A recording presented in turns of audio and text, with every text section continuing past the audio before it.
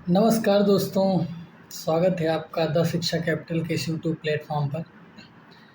तो बहुत लंबा अरसा हो गया, समय हो गया कि कविताएं आप तक नहीं पहुंच रही थी।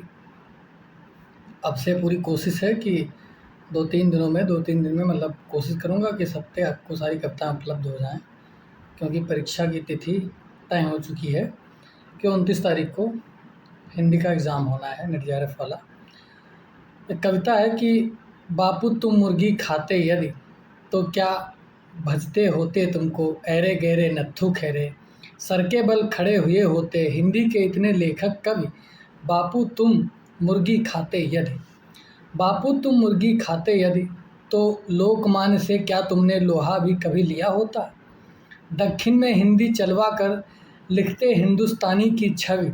बापू तुम मुर्गी खाते यदि, बापू तुम मुर्गी खाते यदि तो क्या अवतार हुए होते कुल के कुल कायथ बनियों के। दुनिया के सबसे बड़े पुरुष आदम भेड़ों के होते भी। बापू तुम मुर्गी खाते यदि, बापू तुम मुर्गी खाते यदि तो क्या पटेल राजन टंडन गोपाल गोपालाचारी भी भजता होता तुमको मैं और मेरी प्यारी अल्लाह रखी। बापू तुम मुर्गी खाते यदि। तो ये कविता थी बापू के प्रति, जो निराले की कविता है। आप सब इससे परिचित होंगे कि उनकी कविता का एक अंश याद है कि बापू के प्रति किसकी कविता है।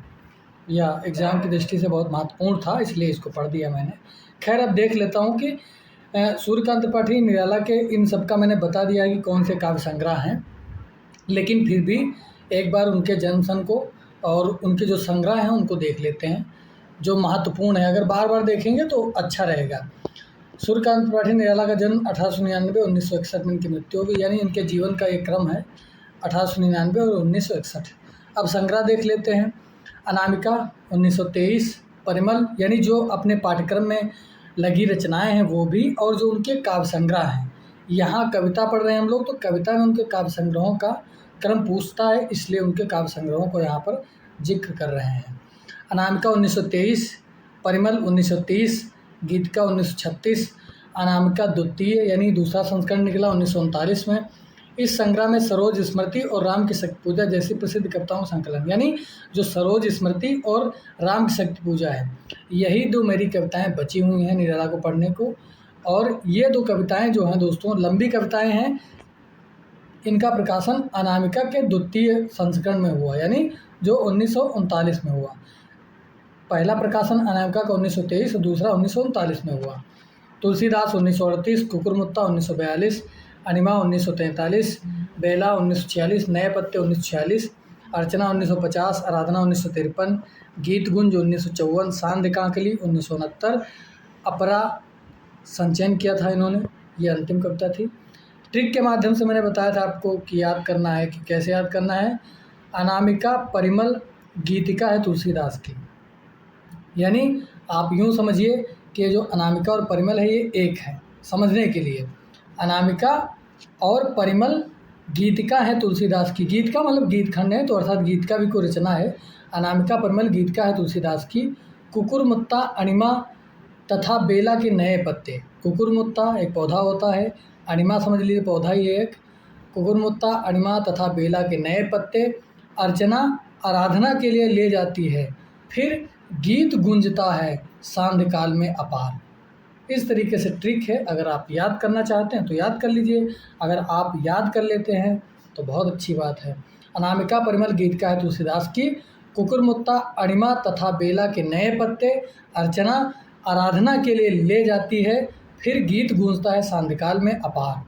तो अनामिका से अनामिका हो गया 1923, परिमल 1930, गीतिका तुलसीदास है ना, कुकुरमुत्ता 1942, अनिमा तथा बेला है, फिर नए पत्ते है, अर्चना है, आराधना है, फिर गीत गूंज है, फिर क्या है सांध्यकाल है यानी सांध्य काकली, और अपरा है। तो ये कुछ काव्य संग्रह उनके थे।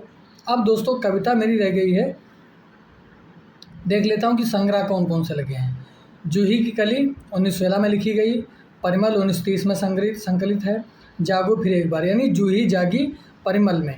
तो इस तरीके संग्रह यदि भूलते हैं तो ऐसे याद रखिए कि जूही जागो परिमल में। तो परिमल 1930 में दोनों संग्रहित हैं। सरोज स्मृति अनामिका में संकलित है ना, जिसका प्रकाशन 1939 में हुआ। राम की शक्ति पूजा भी उसी में है, लेकिन सरोज स्मृति का प्रकाशन 1935 में हुआ। और राम की शक्ति पूजा का प्रकाशन कब हुआ दोस्तों? राम शक्ति पूजा प्रकाशन 1936 में हुआ। गोदान भी दोस्तों एक रचना है, क्योंकि प्रेमचंद और ये निराला जी, इनकी रचनाएं कुछ जो उस समय में लिखी जा रही थी 1936 के करीब में, ये बहुत महत्वपूर्ण कविताएं हैं, क्योंकि उस समय प्रगतिशील लेखक संघ की स्थापना लखनऊ में हो चुकी थी और साहित्यकारों की जिम्मेदारियां बढ़ चुकी थी। इसलिए जो महत्वपूर्ण रचना है वो 1936 के काल की बहुत ज़रूरी कविताएं हैं, तो उनको पढ़ना हम सबका नैतिक धर्म है कि वो कविताएं अधिकतर पूछता है। अब देखता हूँ कुकुरमुत्ता दोस्तों 1941 में, जो 1942 में संकलित है। बांधो न नाव विष्ठाऊं बंधु, तो ये हमारे जो कविता पाठ्यक्रम में लगी हुई हैं वो कविताएं थी। अब चलते हैं हम अपने पाठ्यक्रम की ओर। जो रचनाएं रह गई थी, 2 ही लंबी कविताएं थी वो रह गई थी, उनको हम देख लेते हैं, क्योंकि समय थोड़ा लंबा हो गया। व्यस्तताओं के कारण मैं आप सबको क्लास नहीं पहुंचा सका अब तक, तो अब देखते हैं। सरोज स्मृति कविता आप सब जानते हैं, 1935 में इसका प्रकाशन हुआ, है ना। पुत्री सरोज के असामयिक मृत्यु पर लिखी गई कविता है। कवि कविता में यथार्थ जीवन के चित्रित करता है, यानी जो यथार्थ जीवन है, वास्तविक जीवन, उसको उद्घाटित करता है। कवि जीवन के दुखों के साथ साथ ही सरोज की स्मृतियों का चित्रण करते हैं, और इसको दोस्तों हिंदी का श्रेष्ठतम शोकगीत कहा जाता है। कौन सा दोस्तों? जो सरोज स्मृति इनकी लंबी कविता है, वो हिंदी का श्रेष्ठतम शोकगीत कहा जाता है। इस कविता में एक तथ्य आता है दोस्तों, ये यहाँ पर हो गया, इसको देख लेंगे। दूर स्थित प्रवास के करीब 2 वर्ष बाद अपनी पुत्री सरोज को देखकर देखने के लिए अपने ससुराल गए हैं। यानी इनकी पत्नी का जब देहावसान हो जाता है ना, तो ये जो इनकी पुत्री है वो ननिहाल में जाकर पलती और बड़ी होती है। तो ये दोस्तों ससुराल में तो रहते नहीं हैं, दूर रहते हैं, तो 2 वर्ष बाद अपनी पुत्री सरोज से मिलने गए हैं। और सरोज का जन्म दोस्तों 1917 में हुआ, है ना, और 1929 में उसका विवाह हो गया, 1935 में उसकी मृत्यु हो गई।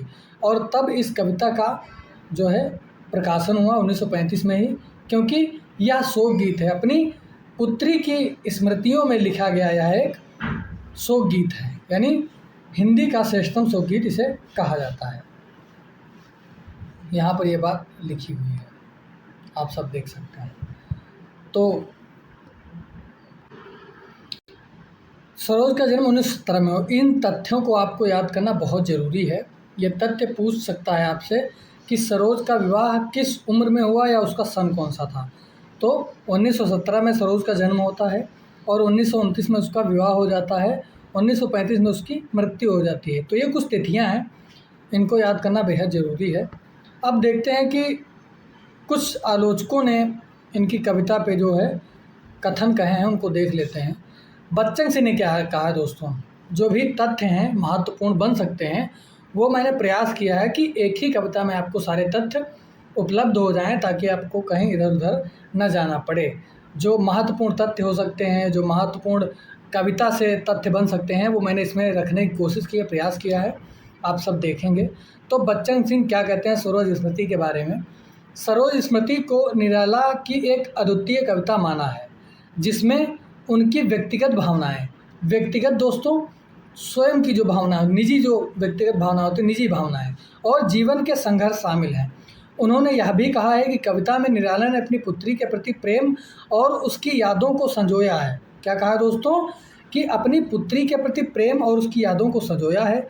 बच्चन सिंह के अनुसार कविता में दुख, निराशा, विलाप के साथ साथ एक पिता का अपनी बेटी के प्रति गहरा प्रेम व्यक्त हुआ है। क्या है दोस्तों? कि कविता में दुख और निराशा और विलाप के साथ साथ एक पिता का अपनी बेटी के प्रति गहरा प्रेम व्यक्त हुआ है। दूसरा कथन है दूधनाथ सिंह। सरोज स्मृति कविता में सूर्यकांत त्रिपाठी निराला ने अपनी पुत्री सरोज की मृत्यु के बाद गहरा दुख और वेदना व्यक्त की है। वह उन्हें राम की शक्ति पूजा जैसी कविताओं में दिखाई देने वाली रचनात्मक ऊर्जा से अलग करती है। इनका कथन महत्वपूर्ण क्या है दूधना सिंह का, कि कहते हैं कि उन्हें राम की शक्ति पूजा जैसी कविताओं में दिखाई देने वाली रचनात्मक ऊर्जा जो है, रचनात्मक ऊर्जा से अलग करती है। सरोज स्मृति में निराला का दुख, निराशा और टूटे हुए व्यक्ति के रूप में दिखाई देते हैं।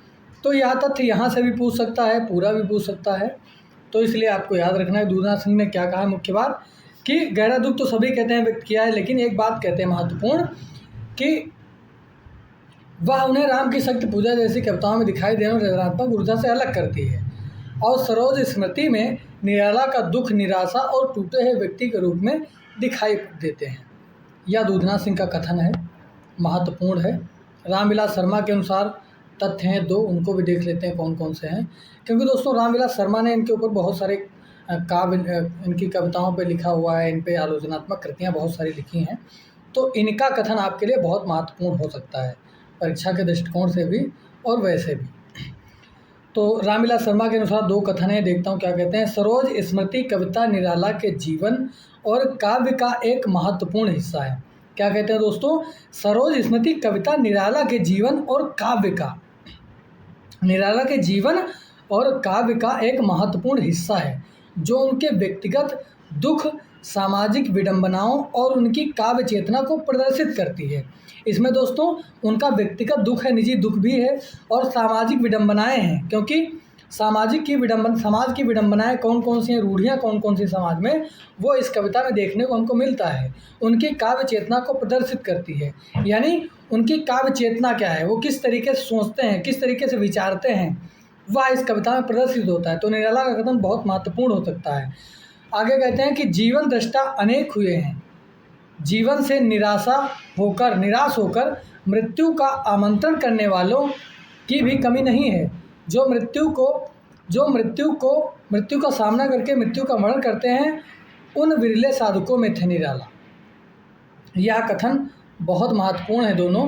कहते हैं कि दोस्तों कि जीवन दृष्टा अनेक हुए हैं, यानी जीवन को देखने वाले तो बहुत हुए हैं, जीवन से निराश होकर मृत्यु का आमंत्रण करने वालों की भी कमी नहीं है ना। जो मृत्यु का सामना करके मृत्यु का वरण करते हैं, यानी मृत्यु को हरण करते एक तरीके से हैं, मृत्यु पर विजय प्राप्त कर लेते हैं, उन्हें उन विरले साधकों में थे निराला। यानी ये बात रामविलास शर्मा जी कहते हैं कि उन विरले साधकों में निराला अलग थे, अद्वितीय थे। आगे देखता हूँ किसका कथन है। अब कथन तो होंगे नहीं, अब सीधे कविता पढ़ते हैं। तो कविता दोस्तों लंबी है, आपको धैर्यता के साथ इसको पढ़ना होगा, देखना होगा, जो महत्वपूर्ण तथ्य बन सकते हैं। यानी जब आप पूरी कविता पढ़ेंगे तो कहीं ना कहीं वो पंक्तियाँ महत्वपूर्ण हो सकती हैं, और कहीं ना कहीं उसमें जो तथ्य हैं, क्योंकि तथ्यों से प्रश्न अधिक बनते हैं अब, और कविता का जो मार्मिक पक्ष है वो भी, और जहाँ पर व्याख्या करने वाला है उसको व्याख्यायित करता हुआ चलूँगा, जो शब्द बताने वाले होंगे वो आपसे चर्चा करूँगा। तो हम लोग पाठ पर चलते हैं कविता के। 19 पर जो प्रथम चरण, तेरा वह जीवन सिंधु तरण, तनये ली कर दृक्पात तरुण, जनक से जन्म विदा की अरुण। यह कविता का महत्वपूर्ण अंश है, जो बताता है उसकी जन्म जब होता है तो उसकी उम्र क्या है। यह कविता की पहली लाइन है कि 19 पर जो प्रथम चरण, तेरा वह जीवन सिंधु तरण, तनये ली कर दृक्पात तरुण, जनक से जन्म विदा की अरुण। यानी 19 प्रथम चरण अर्थात 19 वर्ष की उम्र में, यानी 19 साल की वायु होती है, सरोज जिसका नाम है, उम्र में सरोज का पहला कदम, यानी 19 वर्ष में सरोज की शुरुआत होती है। यानी एक जो समय होता है, जीवन का जो जीने का समय होता है, उस समय में ही उसकी मृत्यु हो जाती है। तो उसके शोक में जो निराला हैं, उसके शोक में निराला जी कहते हैं कि जीवन की शुरुआत और उसके अल्पकालिक जीवन काल को दर्शाता है। ये जो 19वां कहते हैं 19 पर जो प्रथम चरण, यानी 19 साल की उम्र में जो उसके प्रथम चरण पड़े हुए थे वह अल्पकालिक थे, यानी उसकी मृत्यु बहुत जल्दी हो गई।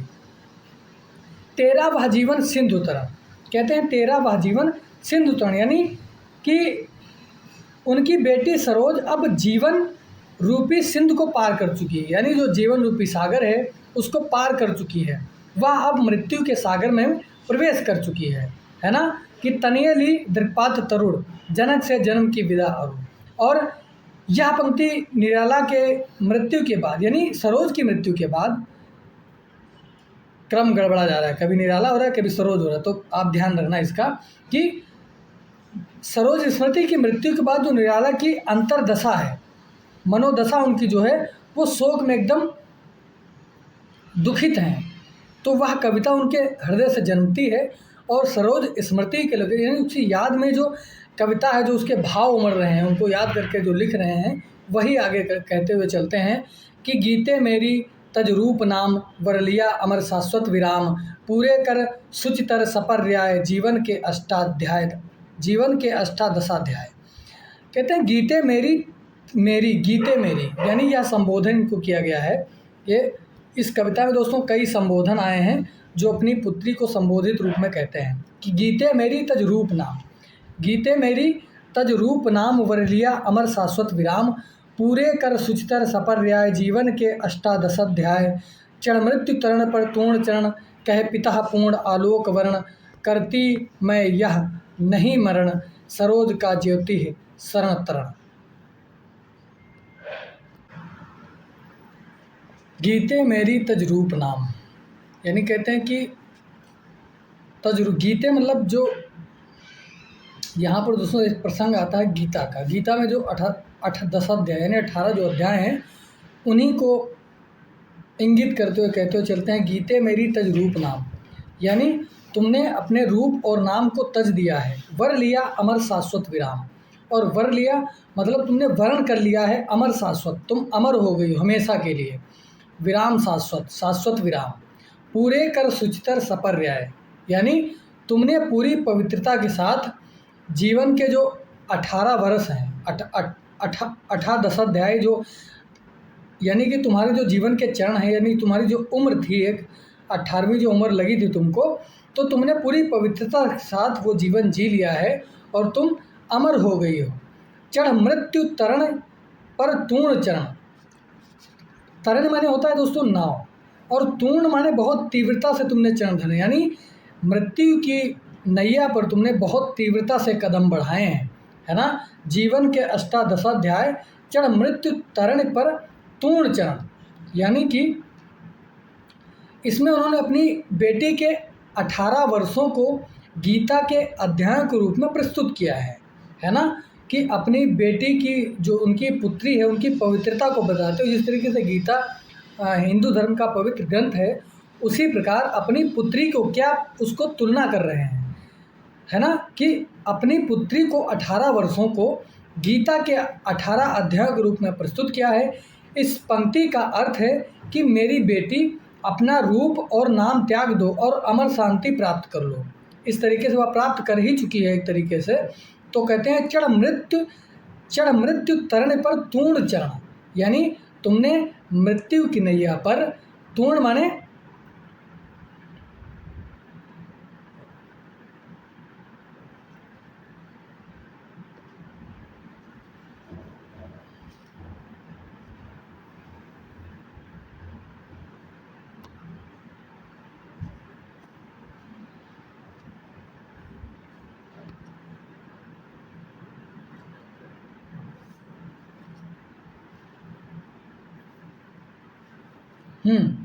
चढ़ मृत्यु के तरण पर तूर्ण चरण, यानी कि तुमने मृत्यु की नैया पर बहुत जल्दी अपना कदम बढ़ाया है। कह पिता पूर्ण आलोक वर्ण करती हूँ मैं, यानी कहते हैं उनके पिता कहते हैं कि पूर्ण आलोक वर्ण करती हूँ, यानी उसने वह कहती है कि एक तरीके से निराला की बेटी को एक नई दुनिया में जाने के लिए प्रेरित करती है। पूर्ण आलोक वर्ण करती हूँ मैं, यह नहीं मरण, यह मेरा मरना नहीं है। एक तरीके से हमने जीवन को अपने जी लिया है पूरी तरीके से, और सरोज का ज्योति शरण तरण, और इस तरीके से सरोज की जो चमक है, उसकी जो अमरता है, वह हमेशा के लिए अमर रहेगी, वह हमेशा दीप्ति की तरह जलती रहेगी। आगे लिखते हैं, अशब्द अधरों का सुना भास, अशब्द अधरों का सुना भास, मैं कवि हूँ पाया है प्रकाश। मैंने कुछ अहरह रह निर्भर, ज्योतिष तरणा के चरणों पर। कहते हैं दोस्तों निराला जी कि अशब्द अधरों का सुनाभास, मेरे में वो क्षमता है, मेरे में वो काबिलियत है कि अशब्द अधरों का, यानी तुम जो कह ना सकी उसको मैंने सुन लिया है। मैं कवि हूँ पाया है प्रकाश, मैंने कवि हृदय पाया है ना। वो कहते हैं कि मानव होना भाग्य, कवि होना सौभाग्य, यानी जो संवेदनाओं को जीता है, हमेशा संवेदनाओं में हमेशा रहता है, इतना संवेदनशील है कि वह अमूक जो कुछ शब्द बोले भी नहीं जा सकते हैं उनको भी सुन लेता है वह। मैंने कुछ अहरह रह निर्भर ज्योतिष चरणा के चरणों पर, यानी मुझ में जो लिखने की क्षमता है, जो कह पाने की शक्ति है, वह ज्योतिष तरणा के चरणों पर, वह उन दैवीय शक्ति एक तरीके से माँ शारदे की कृपा ही है, उनके चरणों पर ही मैं निर्भर रहता हूँ हमेशा, इसलिए मुझ में यह शक्ति है। आगे संबोधन करते हुए चलते हैं कवि कि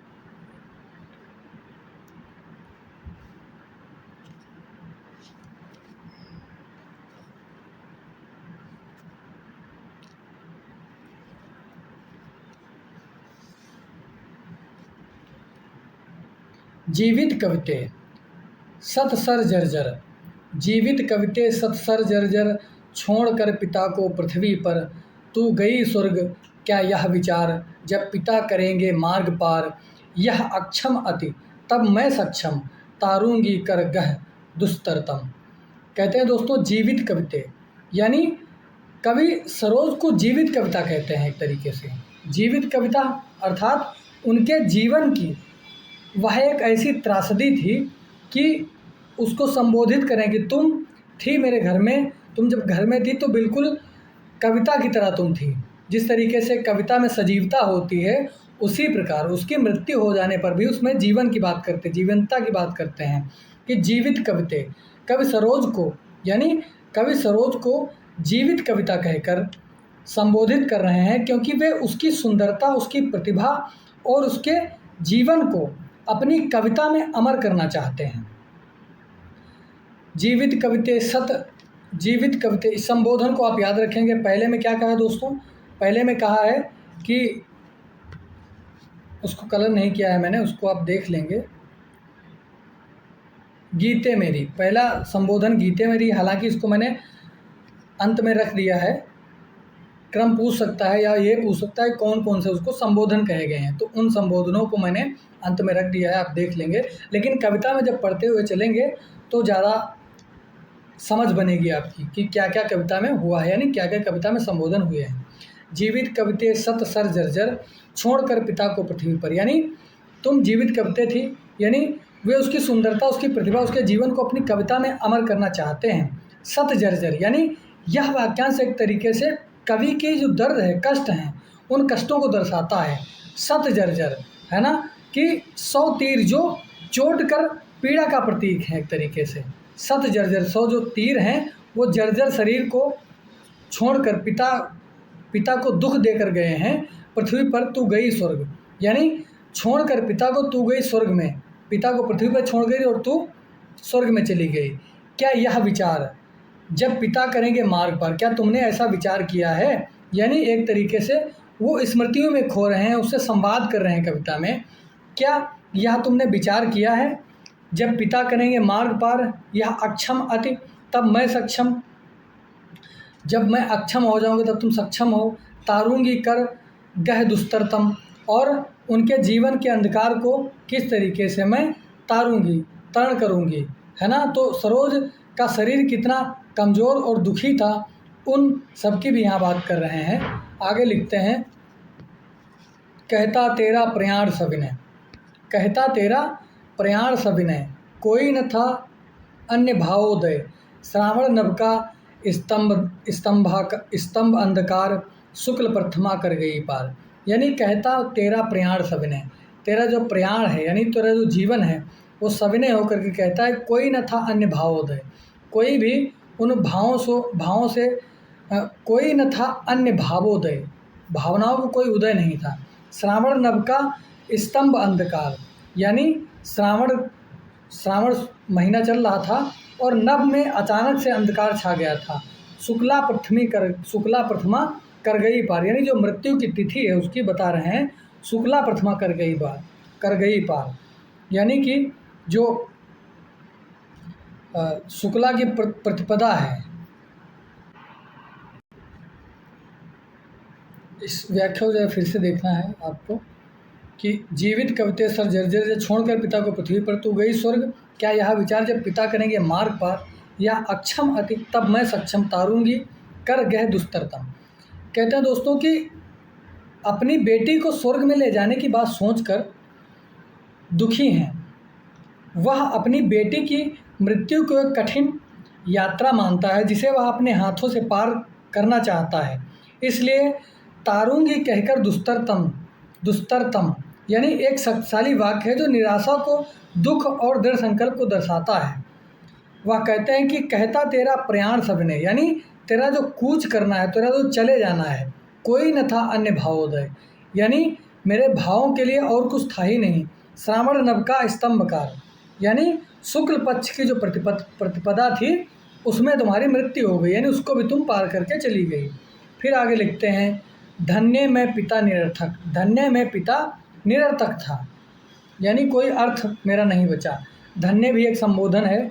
धन्य में पिता निरर्थक था, कुछ भी तेरे हित कर न सका, जाना तो अर्थोगमो पाए, पर रहा सदा संकुचित काय, लख कर अनर्थ आर्थिक पथ पर, हारता रहा मैं स्वार्थ समर। ये पंक्तियाँ बहुत महत्वपूर्ण हैं। इन पंक्तियों से अधिकतर जो पंक्तियाँ हैं वो पूछी जाती हैं। धन्य में पिता निरर्थक था, या यह पंक्ति या दो पंक्तियाँ या कोई भी इसमें से दो पंक्ति उठा करके पूछ सकते हैं आपसे कि यह पंक्तियाँ कहाँ से ली गई हैं। तो इस जब पूरे कविता पाठ को आप व्याख्यायी तरीके से समझ लेंगे तो आप एक कहानी को समझ पाएंगे, जिससे कविता का मर्म भी समझ में आएगा। जो व्याख्या बन सकती है, जो भी एक तरीके से व्याख्या तो बहुत तरीके से हो सकती है, लेकिन जो मेरी क्षमता है उस तरीके से मैं आपको बता रहा हूँ। धन्य में पिता निरर्थक था, कुछ भी तेरे हित कर न सका, यानी तुम्हारे हित के लिए मैं कुछ नहीं कर सका। जाना तो अर्थोपमो गाय, यानी कि जाना तो तू अर्थोपमो गाय पर अर्थोगमो पाए, पर रहा सदा संकुचित काय, लेकिन मेरी काया सदा संकुचित रही। लख कर अनर्थ आर्थिक पथ पर, हारता रहा मैं स्वार्थ समर। लख कर अनर्थ आर्थिक पथ पर, यानी दोस्तों इन पंक्तियों के माध्यम से कवि कहने का प्रयास ये कह रहा है कि आर्थिक रूप से संघर्ष किया मैंने अपने जीवन में, अनर्थ यानी लाभ हानि सब कुछ देखा है। हारता रहा मैं स्वार्थ समर, और कभी अपने स्वार्थ के लिए संघर्ष भी किया, लेकिन वह हारता गया हमेशा, वह हमेशा हारता गया है, वह कभी भी जीत नहीं सका। जाना तो अर्थोगमो पाए, पर रहा सदा संकुचित काय। कवि को धन कमाने के रास्ते पता थे, यानी वह अर्थ को इकट्ठा कर सकता था, यानी धन कमाने के बहुत सारे साधन थे, लेकिन वह हमेशा संकुचित रहा। जिस तरीके से उन दिनों दोस्तों ऐसा था निराला के जीवन में कि वो कविताएं लिखते थे, लेकिन कविताओं का स्वयं से प्रचार करना, उनको बेचना एक तरीके से उनको बड़ा संकुचित काम लग रहा था। जबकि अब आजकल में तो एक वो क्या बोलते हैं, उसका कमाई का जरिया बन गया है कि आप अच्छे लिरिक्स राइटर हैं, आप कविता कहानियाँ लिख लेते हैं तो आपको बहुत पैसा मिल जाए। लेकिन उन दिनों ऐसा नहीं था। उन दिनों बहुत आर्थिक तंगी थी, लेकिन वह शर्म के मारे बहुत संकुचित होते थे कि यार मैं अपनी कविता लिखूंगा और बेचूंगा, या तो मेरी निजी कविता है, मेरा जीवन निजी है, लेकिन फिर मैं इसके लिए मतलब लोग क्यों खरीदेंगे। तो बहुत सारे मन में झंझावात निराला के चल रहे थे। इसीलिए कहते हैं कि पर रहा सदा संकुचित का है, लेकिन मैं हमेशा संकुचित रहा हूँ, संकोची रहा हूँ, यानी वह अपनी आर्थिक स्थिति से बाहर नहीं निकल पाए। अर्थात पैसा तो कमा सकते थे, लेकिन वह संकोचवश कभी ऐसा नहीं कर पाए। इसलिए कहते हैं लख कर अनर्थ आर्थिक पथ पर, यानी कि वह संघर्ष तो करते थे लेकिन नुकसान ही अंत में उठाते रहे, वह हारते ही रहे हमेशा। आगे लिखते हैं कि सुचते पहनाकर चिनान सुख, सुचिते पहनाकर चिनान सुख,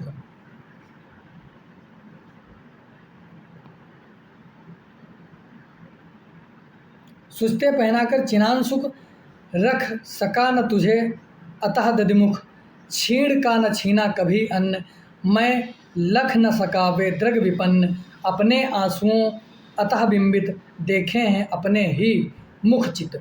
यानी सुचते माने पवित्रते, सुचते माने पवित्र होता है ना, कि सुचते भी उसको संबोधन कर रहे हैं कि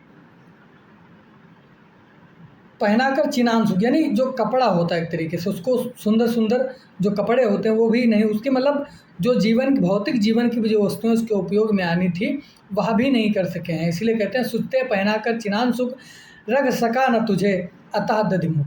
यानी तुम्हारे मुख में जो दधिमुख, यानी तुम्हारा मैं ना तो जीवन की भौतिक वस्तुएं, ना तुम्हारे खाने पीने की चीज़ें तुमको उपलब्ध करा सका।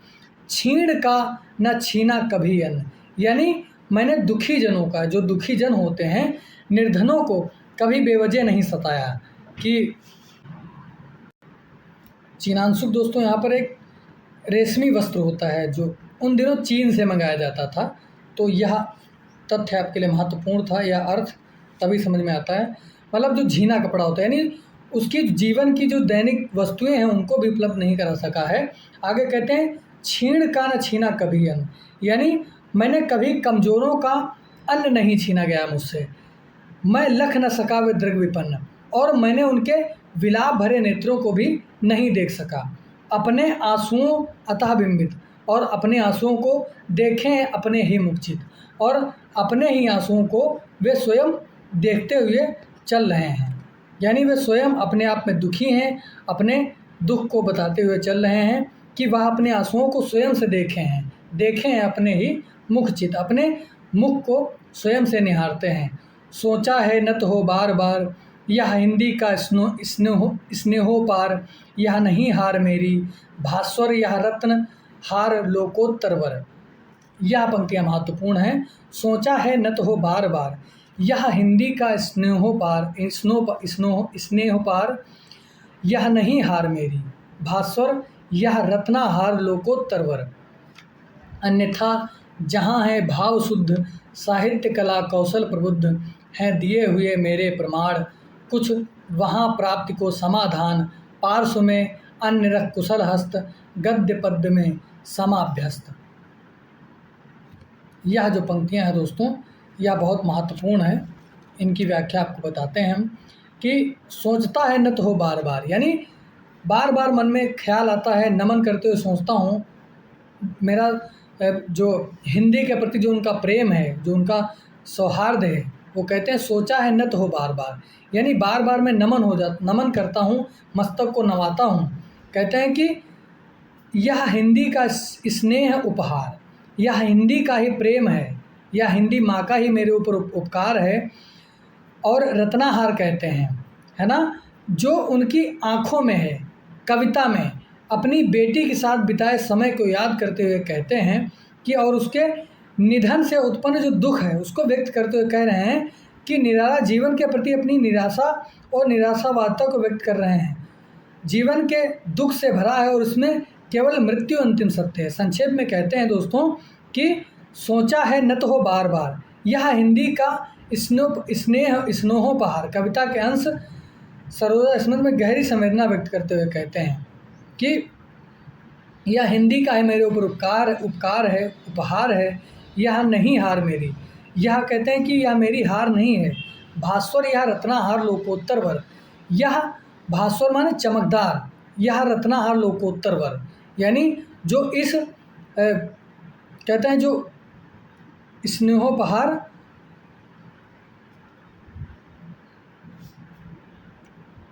हिंदी का स्नेहोपहार, यह नहीं हार मेरी भास्वर, यह रत्नाहार लोकोत्तरवर, यानी यह मेरी हार नहीं कि मेरी पुत्री का निधन हो गया है, मैं उसके दुख में दुखी हूँ। यह मैं उस पर जो कविता लिख रहा हूँ, कुछ कह रहा हूँ, तो यह मेरी हार नहीं एक तरीके से है कि भास्वर यह रत्नाहार, यह हिंदी साहित्य के लिए एक तरीके से हिंदी के लिए बहुत बड़ी चमक है, यानी रत्नहार की तरह है। लोकोत्तरवर जो इस लोक से, यानी इह लोक से परलोक में चली गई है, यानी इस लोक से उसने वर्ण कर लिया है और वह उस लोक में जाकर भी चमकदार बनी है, रत्नहार की तरह है। आगे कहते हैं अन्यथा जहाँ भाव शुद्ध, साहित्य कला केवल प्रबुद्ध, अन्यथा जहाँ केवल अन्यथा जहाँ है भाव शुद्ध, अन्यथा जहाँ पर भाव शुद्ध हैं, साहित्य कला कौशल प्रबुद्ध है दिए हुए मेरे प्रमाण, हैं दिए हुए मेरे प्रमाण, यानी मैंने प्रमाणित किया हुआ है उनको, वहाँ कुछ वहाँ प्राप्ति को समाधान, पार्श्व में अन्य रख कुशल हस्त, गद्य पद्य में समाभ्यस्त। कविता में दोस्तों सामासिक शब्दावली का बहुत प्रयोग किया है। साहित्य कला केवल प्रबुद्ध, कौशल प्रबुद्ध, साहित्य कला कौशल प्रबुद्ध, यानी कहते हैं दोस्तों साहित्य और कला में काम करने वाले लोगों के लिए एक महत्वपूर्ण अवधारणा यह है कि एक ऐसा व्यक्ति है जो रचनात्मक, कल्पनाशील और प्रबुद्ध है। वह इन सभी गुणों का उपयोग करके साहित्य और कला में उत्कृष्ट कार्य कर सकता है। यानी जो सृजनशीलता है मनुष्य की, एक सृजन प्राणी जो होता है वह बहुत उपयोगी होता है। वह कल्पनाशील और रचनात्मक तरीके से एक नई चीज़ करता है, प्रबुद्ध है। जो रचनाशील है, कल्पनाशील है, वह इन सभी गुणों का उपयोग करके साहित्य और कला में उत्कृष्ट कार्य कर सकता है। वह कहते हैं कि साहित्य कला कौशल प्रबुद्ध, इन सब में प्रबुद्ध होकर के हैं दिए हुए मेरे प्रमाण। मैंने प्रमाणित किया है कि मैंने बहुत सारी ऐसी रचनाएं लिखी हैं, कुछ वहाँ है ना, मेरे प्रमाण भी हैं कुछ वहाँ पर। प्राप्ति को समाधान, पार्श्व में अन्य रख कुशल हस्त, और पार्श्व में यानी और मेरे पास जो गद्य पद्य में मैं समाभ्यस्त हूँ, यानी गद्य और पद्य में मैंने दोनों में रचनाएँ की हैं। यानी मेरी जो क्षमता है, जो मेरा कौशल है, उसमें मैं बिल्कुल अभ्यस्त हूँ, है ना। आगे लिखते हैं, आगे कहते हुए चलते हैं कि क्या हो जा रहा है बाद में।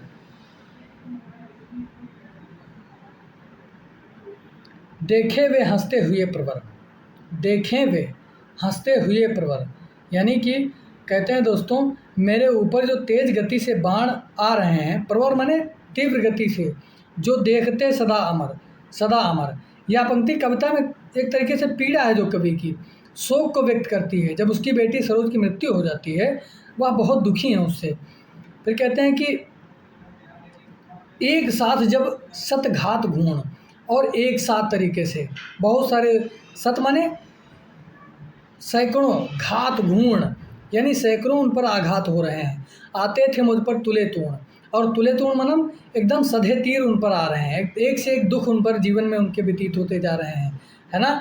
देखता रहा मैं खड़ा अपल, और मैं उन सबको अपलक देखता रहा, बिना पलक निहारे, यानी उन सब से मैं लड़ता रहा, एक तरीके से मौन होकर के उनसे मैं हमेशा लड़ता रहा उन दुखों से। वह सर छेप वह रण कौशल, व्यक्त हो चुका चीरोत्काल। कहते हैं दोस्तों व्यक्त हो चुका वह चीरोत्काल, अर्थात चीत्कार का उद्गम व्यक्त हो चुका है। यानी यह वाक्यांश जो किसी एक ऐसा दुख या परेशानी को व्यक्त करता है जो पहले ही सामने आ चुकी और अब व्यक्त हो चुकी, यानी जो दुखों का पहाड़ है। कहते हैं दोस्तों कि वह व्यक्त हो चुका चीरोत्काल, चीत्कारोत्काल, यानी जो चीत्कार है, वह जो समय था वह अब तो बीती, जो होना था वो तो हो ही चुका है। अब मैं क्रुद्ध युद्ध रुद्रकंठ कंठफल, क्रुद्ध युद्ध का रुद्ध कंठफल, जो समय था, जो क्रुद्ध युद्ध था, जो दुखों का जीवन था, वो व्यतीत हो चुका। जो एक तरीके से भयानक घटना होनी थी वो तो हो ही चुकी है। क्रुद्ध युद्ध का रुद्ध कंठफल, और क्रुद्ध युद्ध यानी जो एकदम भयानक युद्ध चल रहा था मेरे जीवन में, वह रुद्र कंठफल, वह रुद्ध माने मेरे गले को रूंध गया है ना। और भी फलित होगी वह छवि, और भी वह फलित होगी छवि, जागे जीवन जीवन का रवि, जागे जीवन जीवन का रवि। यानी दोस्तों कहते हैं कि प्रचुर युद्ध का रुद्ध कंठफल, यानी कि प्रचुर युद्ध संघर्ष के बाद जो परिणाम आता है वह गला को रूंध रहा है, निर्वासित होता है। यह कविता में जीवन की करने जो दुख है, उनके जीवन को एक तरीके से दुखों भरा जीवन है। आगे कहते हैं दोस्तों कि जागे जीवन जीवन का रवि, एक सकारात्मक और आशावादी वाक्यांश यहाँ पर दोस्तों यह है। कहते हैं जागे जीवन जीवन का रवि, एक तरीके से आशावादी कवि हैं, यानी वह दुखी भी होते हैं, और जीवन के संघर्षों से लड़ते हुए वह जीने की जिज्ञासा भी उनमें है, यानी कि सकारात्मक सोच की तरफ उनको ले जा रही है यह पंक्ति। जागे जीवन जीवन का रवि को दर्शाता है या जीवन के अंधेरे में रोशनी लाने का एक प्रतीक है। लेकर कर तुलिका कला, यानी लेकर कर यानी अपने हाथ में,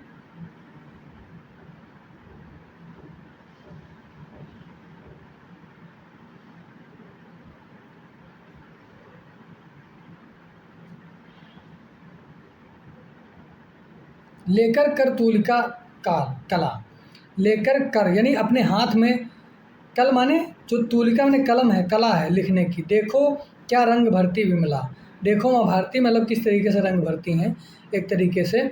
वांछित उस किस लांछित छवि पर फेरती स्नेह कूची भर, फेरती स्नेह। आगे देखते हैं कि वह वांछित उस किस लांछित छवि पर फेरती स्नेह कूची भर। आगे देखते हैं जो महत्वपूर्ण तथ्य है वो आपको बताऊंगा मैं। अस्तु मैं उपार्जन को अक्षम, कर नहीं सका पोषण उत्तम, यानी कहते हैं अर्थात मैं उपार्जन को अक्षम था, यानी मैं कुछ कमा नहीं सका जीवन में, अपने आर्थिक स्थिति से हमेशा वो जूझते रहे। कर नहीं सका पोषण उत्तम, मैंने मैंने अपनी पुत्री का भी सही तरीके से लालन पालन भी नहीं कर सका। कुछ दिन को जब तू रही साथ, अपने गौरव से झुका माथ, यानी कुछ दिन तक जो मेरे साथ में रही तू तो अपने गौरव से झुका माथ, यानी जो मेरा गौरव है वह भी एक तरीके से माथा झुक गया। पुत्री भी पिता गेह में स्थिर, यानी अपनी पुत्री को देख करके पिता घर में स्थिर हैं और वह कुछ कर नहीं पा रहे हैं, उससे उनका माथा झुक गया, जो गौरव था वह झुक गया। छोड़ने के प्रथम जीर्ण अजीर, छोड़ने के प्रथम जीर्ण अजीर, यानी जो जीर्णता है उसको छोड़ने के प्रथम जीर्ण अजीर। आंसुओं में सजल दृष्टि की छलक, पूरी न हुई जो रही कलक, जो एक तरीके से जो उनके जीवन में जो छोड़ने को प्रथम जीर्ण अजीर, यानी कि जो वो जीवन में कुछ करना चाहते थे और भी उसको जीवन में कुछ नया करना चाहते थे वो कर नहीं पाए, तो उससे वे दुखी हैं, आहत हैं। छोड़ने को प्रथम जीर्ण अजीर, आंसुओं में सजल दृष्टि की झलक, पूरी न हुई जो रही कलक, यानी उनके मन में जो एक कलक थी, जो इच्छाएं थी वो कर नहीं सके, इसलिए वह दुखी हैं। वह कहते हैं प्राणों की प्राणों में दबकर, यानी जो मन की बात थी तो वो मन में ही रह गई दब करके। प्राणों की प्राणों में दबकर कहती लघु लघु उसास में भर, और वह एक तरीके से कहती हुई लघु लघु उसास में भर भर, और वह एक तरीके से मन में अपने बुदबुदा कह रहे हैं, समझाता हुआ मैं रहा देख, हटती भी पथ पर दृष्टि थे, और अपने जीवन की जो दृष्टि है वह एक तरीके से रुक जाती है, ठहरती हुई चलती है। हटती भी पथ पर दृष्टि थे, समझाता हुआ मैं रहा देख, हटती भी पथ पर दृष्टि थे। आगे लिखते हैं तू 1.25 साल की जब कोमल, पहचान रही थी ज्ञान में चपल, माँ का मुख हो चुंबित क्षण क्षण, भरती जीवन में नव जीवन, वह चरित पूर्ण कर गई चली, तू नानी की जा गोद पली। तू 1.25 साल की जब पुत्री थी, कोमल था तेरा शरीर, है ना, तब पहचान रही ज्ञान में चपल, और वह एकदम धीरे धीरे चीज़ों को जान रही थी, यानी जो घर परिवेश है उस सब से परिचित हो रही थी, चीज़ों को जान और समझ रही थी। माँ का मुख हो चुंबित क्षण क्षण, और माँ का मुख हो चुंबित क्षण क्षण, वह जो एक तरीके से पुत्री को याद करते हुए उनको अपनी पत्नी की भी याद आ रही है, स्मृतियाँ आ रही हैं कुछ उभर करके, वही इन पंक्तियों में व्यक्त हो रही हैं बातें कि माँ का मुख हो चुंबित क्षण क्षण, और तुम्हारी माँ जो है वो तुम्हारा मुख को बार बार चूमती थी हर एक पल में, भरती जीवन में नव जीवन, और तुम्हारे जीवन में वह एक नया जीवन फूंक रही थी, नया जीवन भर रही थी, यानी तुम्हारी जो माँ थी वो तुमको चुंबन लेकर के तुमको एक नया जीवन प्रदान कर रही थी, यानी तुम्हारे जीवन में एक नया रंग भर रही थी। वह चरित्र पूर्ण कर गई चली, और वह अपना चरित्र पूरा करके वह तो चली गई, यानी उनकी जो पत्नी है मनोहरा, वह यानी दुखों पे दुख हो रहा है। एक तो जब एक समय था इनका कि जब कई सारे दुख इनके जीवन में आए, जो महासंग्राम चला, फिर से जब महायुद्ध हुआ उसके बाद दोस्तों एक प्रलय आ गया एक तरीके से इनके जीवन में। पहले इनके चाचा, फिर इनके घर के कई सदस्य ऐसे थे जो इनके जीवन से चले गए, यानी जब एक तरीके से बच्ची का जन्म हुआ उसके बाद इनकी माता चली गई और फिर पुत्री भी चली गई। जब उसका समय आया उसके जीवन जीने का, एक तरीके से जब जीवन जीने का समय आया तो इनकी पुत्री भी चली गई, इनकी पत्नी भी चली गई थी। तो जीवन में कई सारे दुख इनके आते गए। तो वहाँ पर पत्नी को याद करते हुए कह रहे हैं कि भरती जीवन में नवजीवन, यानी उस सरोज अपनी पुत्री को याद करते हुए मनोहरा अपनी पत्नी को भी याद कर रहे हैं, यानी वो दोनों चरित्र हैं उनकी स्मृति में आ रहे हैं। तह बतह वो बताते हुए चलते हैं कि भरती जीवन में नवजीवन, वह चरित्र पूर्ण कर गई चली, यानी वह तो अपना चरित्र पूर्ण करके चली गई, एक तरीके से अपनी जीवन लीला समाप्त करके चली गई। तू नानी की जा गोद पली, यानी तू जब तेरी माता नहीं रही तब तुझको नानी की गोद में पालने के लिए मैंने भेज दिया।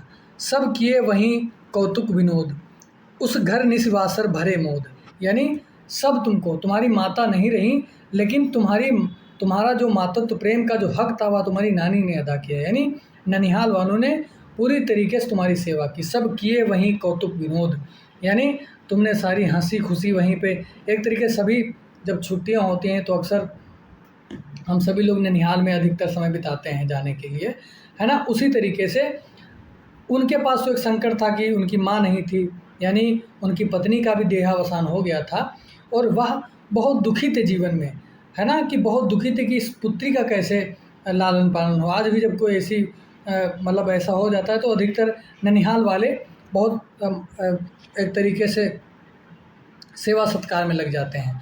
तो वही जब उसकी माता का देहावसान हो जाता है तो नानी के घर में उसका लालन पालन करने के लिए भेज देते हैं। सब किए वहीं कौतुक विनोद, उस घर निस्वासर भरे मोद, यानी उस घर में रात दिन, निस्वासर में रात दिन, भरे मोद, एक तरीके से आनंद से भरे हुए तुमने जीवन वहाँ पर बिताए हैं। खाई भाई की मार विकल, और तुमने भाई की भी तुमने मार खाई है ना। खाई भाई की मार विकल, रोई उत्पल दल द्रग छल छल, और जो जीवन के बहुत सारे, आप जैसे भाई बहन घर में होते हैं तो लड़ाई झगड़ा हो जाता है सबसे आपस में, तो वह जो जीवन है वह उस जीवन को बताते हुए चल रहे हैं। कहते हैं कि क्या हो रहा है आज, खाई भाई की मार विकल, और भाई की मार भी खाई, तुम विकल भी, रोई भी, रोई उत्पल द्रग छल छल, आपस में मारधार हो जाता है ना कभी कभी, तो खूब बहाने बना के खूब लड़ाई झगड़ा होता है भाई बहनों में। उसी तरीके से जो जीवन के कई सारे रंग हैं वो कविता में पिरोए हैं, इसलिए वो बता रहे हैं कि रोई उत्पल द्रग छल छल, चुमकारा सिर उसने निहार, और फिर उसने चुमकारा भी, है ना, कभी लड़ाई भी करते हैं बाद में मनाते भी हम लोग हैं। उसी तरीके से फिर गंगा तट सैकत विहार, फिर गंगा तट सैकत विहार, यानी सैकत माने बालू के जो घर बनाए जाते थे गंगा तट के किनारे, है ना। हम सभी खेल खेल में मिट्टी के घर बनाते थे पहले, मिट्टी के बहुत सारे खिलौने बनते थे, अब तो प्लास्टिक के खिलौने आ रहे हैं, तो बहुत कुछ परिवर्तन हो गया। अब तो इन 10 सालों में इतना ज़्यादा परिवर्तन हुआ कि पूछो मत। गांव से बहुत सारे खेल ख़त्म हो गए हैं, यानी जो हम लोग मिट्टी के बर्तन, मिट्टी के स्कूल में बर्तन बना के ले जाते थे, है ना, कि अध्यापकों को दिखाते थे कि भाई तुम क्या बना के लाए हो, तो बहुत सारे खेल खिलौने होते थे। तो वहीं यहाँ पर बात कह रहे हैं कि फिर गंगा तट सैकत विहार करने को लेकर साथ चला।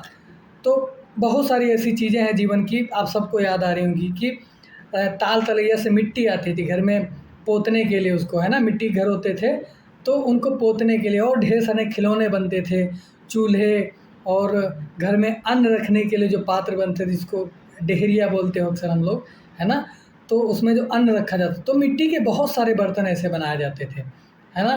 तो इन 10 सालों में कितना परिवर्तन हुआ है, हम सब ने वो कालखंड जिया होगा, आप सब जानते होंगे उस सब बारे जो इसमें लिखी गई बातें हैं। फिर गंगा तर सैकत विहार करने को लेकर साथ चला, तू गहकर चली हाथ चपला, यानी जब मैं सैर करने के लिए जाता था कहीं भी बाहर तो तू भी मेरे साथ होकर चलती थी। गहकर चली हाथ चपला, और तू भी एकदम चंचल होकर के तू मेरा हाथ पकड़ करके चलती थी। आंसुओं धुला मुख हासोच्छल, यानी रोती हुई एक तरीके से आती है, फिर पिता मनाते हुए एक तरीके से, और आंसुओं धुला हुआ मुख, और तुरंत कि चलो घुमा, जब कोई बात हो जाती है ना कि घर में कोई बच्चा पिट जाता है, फिर जब मार खा लेता है, रो लेता है, उसके बाद उसको दुलार दिखाया जाता है कि चलो तुमको वो चीज़ दिलाते हैं, तुमको वो खिलाते हैं, आइसक्रीम खिलाते हैं, चलो तुमको ये खिलाते हैं। तो घुमाने के माध्यम से आँसुओं को धुला मुख हासो छलास, आँसू पोंछ लेती है और हँसती हुई चल देती है पिता के साथ। लखती प्रसार वह उर्मि धवल, और लखती प्रसार ऐसा दिख रहा है, ऐसा प्रतीत हो रहा है कि वह उर्मि धवल, उर्मि माने जो रोज उसके चेहरे की चमक है वह एकदम शोभायमान हो रही है। धवल माने सफ़ेदी उसके चेहरे पर दिखाई दे रही है। आगे लिखते हैं, तभी मैं इसी तरह समस्त, तब भी मैं इसी तरह समस्त, कभी जीवन में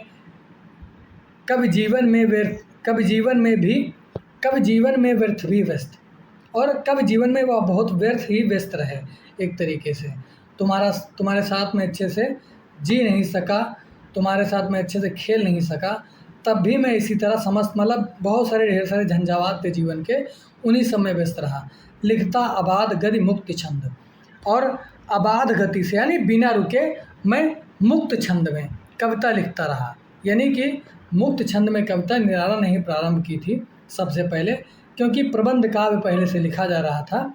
तो उन्होंने इस ढर्रे को तोड़ा जो छायावाद काल में चला आ रहा था, जो एक तरीके से कविता लिखने की कोई मुक्त छंद में कविता नहीं लिखी जा सकती है। इन्होंने एक तरीके से कविता का जो रूप है वो बदला। लिखता अबाध गद्य मुक्त छंद, यानी कि जीवन का जो मुक्त छंद है, एक तरीके से जो स्वच्छंद जीवन है उसको मैं हमेशा लिखता रहा अबाध गति से, बिना रुके मैं लिखता रहा। पर संपादक गण निरानंद, लेकिन संपादक गण ऐसा होता है दोस्तों, इनकी जो कई सारी ऐसे कविताएं थी जो सरस्वती में नहीं छपी, सरस्वती जो पत्रिका है उससे वापस आ गई, है ना। तो कई इनकी ऐसी कविताएं हैं जो संपादक गण के पास ले जाते थे छपने के लिए कि इनको छाप दीजिए, तो लोग मजाक उड़ाते थे इनका, है ना, क्योंकि उनके पास वो समझ नहीं थी कविता की कि किस तरीके से कोई समझे उनके जीवन को, उनके अब जिसके जीवन में दुख ही दुख हो बेचारे के, है ना, तो उसकी संवेदनाएं जो थी, उनकी संवेदनाओं का मजाक उड़ाया जाता था कि क्या फालतू में कविता लिख करके आ गए हो। और वैसे भी तब उतनी मतलब महत्व नहीं होती थी कविताओं की।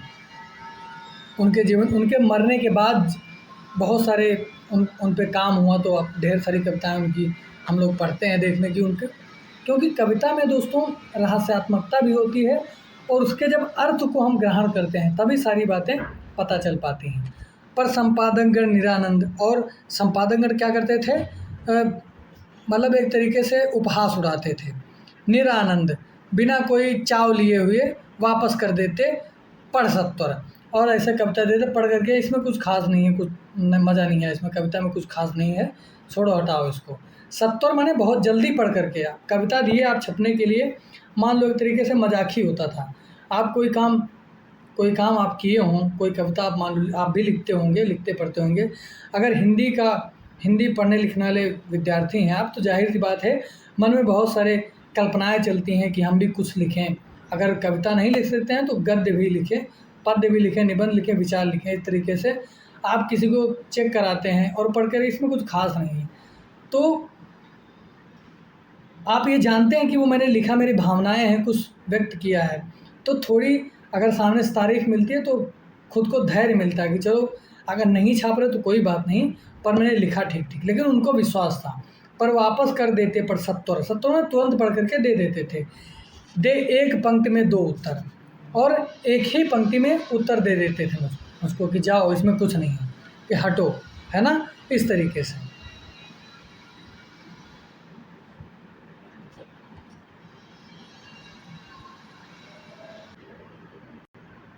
लौटी लेकर रचना उदास, और मैंने ऐसी कई रचनाएं थी जो उदास होकर लौट आया। ताकता हुआ मैं दिशा आकाश, और मैं दिशा आकाश यानी दिशाओं और आकाश को बराबर देख रहा था।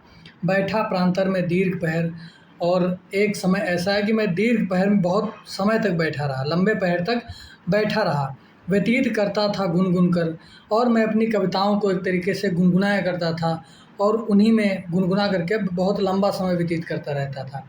संपादक के गुण यथाभ्यास, पास को नोचता हुआ घास। संपादक के जो गुण थे, उसका जो रवैया था उसको देख करके बहुत दुखी हुए वे और वापस आए और एक तरीके से अभ्यास करते हुए पास को नोचता हुआ घास, और पास की जो घास में बैठे हुए थे और घास नोच रहे हैं। तो दोस्तों यहाँ पर मुहावरा एक तरीके से यहाँ पर है, घास फेंकता रहा उधर, घास नोचना, घास खोदना, मतलब क्या होता है दोस्तों कि खाली समय व्यतीत होना। घास खोदना मतलब खाली समय को व्यतीत करना, यानी अर्थात एक तरीके से बहुत जीवन का जो एक तरीके से समय है वो बहुत बुरा चल रहा है, समय बहुत बुरा चल रहा है। घास खोदना अर्थात भटकना, दर दर की ठोकरें खाना। तो वही कह रहे हैं यहाँ पर, यथाभ्यास और अभ्यासवत मैं क्या करता रहा, पास की नोचता हुआ घास, अज्ञात फेंकता इधर उधर, और अनजान में एकदम बेसुध होकर के मैं इधर उधर फेंकता रहा, है ना। कभी चिंतित होते हैं आप, बहुत दुखी होते हैं, तो आप खुद ऐसी क्रियाकलाप किया करते हैं। तो जब आसपास की चीज़ें होती तो लगता है कि बिल्कुल बेसुध होकर के आप वो कार्य करते हैं, लेकिन आप जान नहीं पाते हैं। अज्ञात फेंकता इधर उधर, भाव की चढ़ी पूजा उन पर, और ऐसा लग रहा था कि भाव में रमे हुए थे। एक तरीके से आप ध्यान मग्न हो कहीं और सारी क्रियाविधि कर रहे हो, जिस तरीके से आप आराधना करते हैं, पूजा करते हैं, तो ईश्वर में जब लीन हो जाते हैं, एक तरीके से जब वंदन करते हैं तो पुष्प चढ़ाते हैं, जो भी अर्पण करते हैं ईश्वर को, है ना। तो ईश्वर अल्लाह को जो भी आपके देव हैं, पूजनीय हैं, उन सबको याद करके जो भी आप अर्पित करते हैं उन पर, तो कहते हैं भाव चढ़ी पूजा उन पर। तो ऐसा लग रहा था कि मेरे भाव हैं और उन पर मैंने पूजा की कुछ चीज़ें उन पर चढ़ाई हुई हैं। तो ऐसा बता रहे हैं एक तरीके से। याद है दिवस की प्रथम धूप, थी पड़ी हुई तुझ पर स्वरूप, खेलती हुई तू परी चपल, मैं दूर स्थित प्रवास में चल, 2 वर्ष बाद होकर उत्सुक देखने के लिए अपने मुख। तो यहाँ पर दोस्तों बिल्कुल आपको व्याख्या करने की ज़रूरत नहीं है, आप सब समझते हुए चल रहे हैं कि याद है दिवस की प्रथम धूप। एक दिन मुझे याद है कि बहुत धूप थी पड़ी हुई तुझ पर स्वरूप, और तुझ पर वह एक तरीके से तेरा स्वरूप मुझे याद हो आया, खेलती हुई तू परी चपल, और तू धूप में एकदम खेल रही थी चंचल परी की तरह। मैं दूर स्थित प्रवास में चल, और मैं दूर स्थित था और तुम्हारे प्रवास की तरफ यानी ननिहाल की तरफ आया 2 वर्ष बाद होकर उत्सुक। और क्योंकि पत्नी का निधन हो गया था और वो बहुत दुखी थे जीवन में, और दैनिक क्रियाएं जो हैं या जो आर्थिक जीवन है उससे भी उनको तंगी थी, तो बहुत दुखी थे वो जीवन से।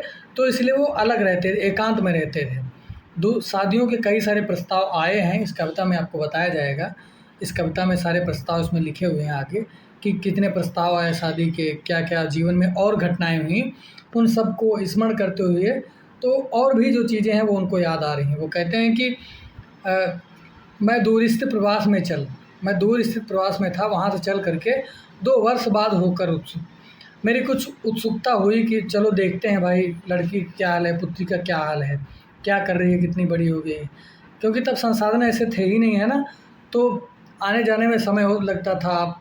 ननिहाल में भी है तो कोई दिक्कत की बात है नहीं, कोई उसको चिंता तो थी नहीं कि वहाँ पालने की दिक्कत है, कैसे खाएगी पिएगी।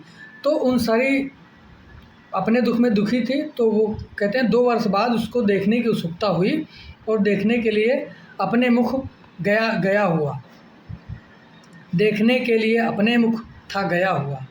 बैठा बाहर आंगन के फाटक के भीतर, बैठा था बाहर आंगन में फाटक के भीतर, यानी आंगन में फाटक के अंदर जो है बैठाए गए मोढ़े पर माने जो बैठका होता है ना, जो गोला सा बैठका होता है, अपने तरफ अड़ुआ बोलते हैं उसको, है ना, गोल गोल होता है, बनता है खरपतवार का, और भी बैठने के तो कई सारे पात्र होते हैं। तो आंगन के भीतर फाटक के भीतर मोढ़े पर ले कुंडली हाथ, और कुंडली हाथ यानी अपने जीवन के एक तरीके से हाथों की लकीरों को देख रहे थे, अपने जीवन की दीर्घ गाथा, यानी मोढ़े पर बैठे और अपने हस्त रेखाओं को देख रहे हैं, और अपने जीवन की जो दीर्घ गाथा है, उनके जीवन की जो लंबी कथा है, कहानी है, पढ़ लिखे हुए शुभ 2 विवाह। और ऐसा उनको पता चला कि मेरे जीवन में 2 विवाह लिखे हुए हैं। ऐसा जब वो गए तो मतलब वो अपने जीवन के ऐसा बताते हैं, उनकी कुंडली में ऐसा था कि तुम्हारे जीवन में 2 विवाह लिखे हुए हैं। उनके सामने कुंडली, या यूँ कहें कि उनकी सासू माँ कुंडली लेकर आती हैं, वो कहती हैं कि तुम्हारे जीवन में 2 विवाह लिखे हुए हैं। तो वही मन में अपने उनके चल रहा है। वो कहते हैं कि हँसता था मन में बड़ी चाह, खंडित करने को भाग्य अंक। और मन में हँसे और कहते हैं मन में बड़ी चाह थी, खंडित करने को भाग्य अंक। भाग्य अंक जैसे कुंडली आपके जीवन के मतलब कुंडली के अंक होता है एक तरीके से, है ना। कुंडली में जो भाग्य अंक होता है कि तुम्हारे भाग्य अंक ये है, तुम ऐसा करो तो वैसा हो जाएगा, है ना। देखा भविष्य के प्रत्यसंक, यानी उनके भाग का अंक ऐसा था। जब आप ज्योतिषाचार्य के पास जाते हैं तो तुम्हारी कुंडली जब निकालता है तो तुम्हारे भाग्य के अंक बताता है कौन सा तुम्हारा क्या है, तुम्हारे जीवन में कौन कौन सा अनिष्ट होने वाला है, तुम्हारे जीवन में क्या शुभ है, क्या अशुभ है, यानी इन सारी चीज़ों की चर्चा करते हैं वो। तो हालांकि इन सब पे तो अब सबकी अपनी अपनी वो है, मनसा है, कौन किस पे विश्वास करता है। तो ऐसा तब था, क्योंकि बहुत लोग ज्योतिषी ऐसे होते थे तेजस्वी कि आपका हाथ देख करके, हस्तरेखा आपकी देख करके बताते थे कि आपके जीवन में क्या अनिष्ट होने वाला है, क्या शुभ होने वाला है, बहुत सारी चीज़ें हैं। तो भाग्य अंक देखा भविष्य के प्रत्यसंक, और उन्होंने अपने, और वह ज्योतिषाचार्य भी थे एक तरीके से, है ना। वह ज्योतिषी भी थे, पंडित ब्राह्मण तो थे ही, तो वे इन सब चीज़ों में भी पारंगत थे, है ना। तो वही अपने भाग को अंक देखते हैं तो अपनी भविष्य के प्रति असंक हो जाते हैं, सशंकित हो जाते हैं, है ना। खंडित करने को भाग्य अंक देखा भविष्य के प्रति असंक। आगे लिखते हैं इससे पहले आत्मीय स्वजन, यानी ये सब प्रक्रिया होने से पहले ही आत्मीय स्वजन, जो उनके आत्मीय लोग थे, स्वजन माने आसपास के लोग थे, वो कहने लगे, सहस्नेह कह चुके थे जीवन, सहस्नेह कह चुके थे कि असंक माने बिना शंका के। दोस्तों वहाँ पर थोड़ी दिक्कत हो गई, क्षमा प्रार्थी उसके लिए, कि देखा भविष्य के प्रति असंक, यानी उन्होंने जब अपना भाग्य अंक देखा कि अब अच्छा होने वाला है, असंक माने कोई शंका वाली बात नहीं है। इससे पहले आत्मीय स्वजन, और इससे पहले दोस्तों आत्मीय स्वजन जो आसपास के जन थे, उनके लोग थे, वो सस्नेह कह चुके थे जीवन सुखमय होगा। वो कह चुके थे कि इतना कष्ट झेल ही लो, अब ज़्यादा कष्ट नहीं है। जब आदमी इतना दुख झेल लेता तो उसके मन में सब लोग सांत्वना देने के लिए कहते हैं कि अब कोई दिक्कत नहीं है, टेंशन मत लो, तुम दूसरी शादी कर लो, विवाह कर लो, कल्याण हो जाएगा, कोई दिक्कत नहीं है। तो इस तरीके से कि सस्नेह कह चुके थे जीवन सुखमय होगा, विवाह कर लो जो पढ़ी लिखी हो, सुंदर हो। अब उनके स्वजन जो आसपास के लोग हैं वो कह रहे हैं कि अब अकेले कब तक भटकते रहोगे, है ना, अभी कोई ख़ास उम्र भी नहीं हुई है। तो कहते हैं कि विवाह कर लो जो पढ़ी लिखी हो, क्योंकि वो खुद इतने विद्वान थे, और ऐसे बहुत सारे प्रस्ताव उनके जीवन में आए थे कि पढ़ी लिखी कन्या है कि शादी कर लो। तो कहते हैं विवाह कर लो जो पढ़ी लिखी हो, सुंदर हो। आए ऐसे अनेक परिणय, परिणय माने विवाह के ऐसे कई प्रस्ताव आए उनके जीवन में कि शादी कर लीजिए, कोई दिक्कत नहीं। बहुत अच्छे अच्छे उनके जीवन में मतलब उनकी पत्नी की मृत्यु उपरांत भी बहुत सारे ऐसे वैवाहिक परिणय आए कि आप शादी कर लीजिए, लेकिन वो शादी करने को राजी नहीं हुए।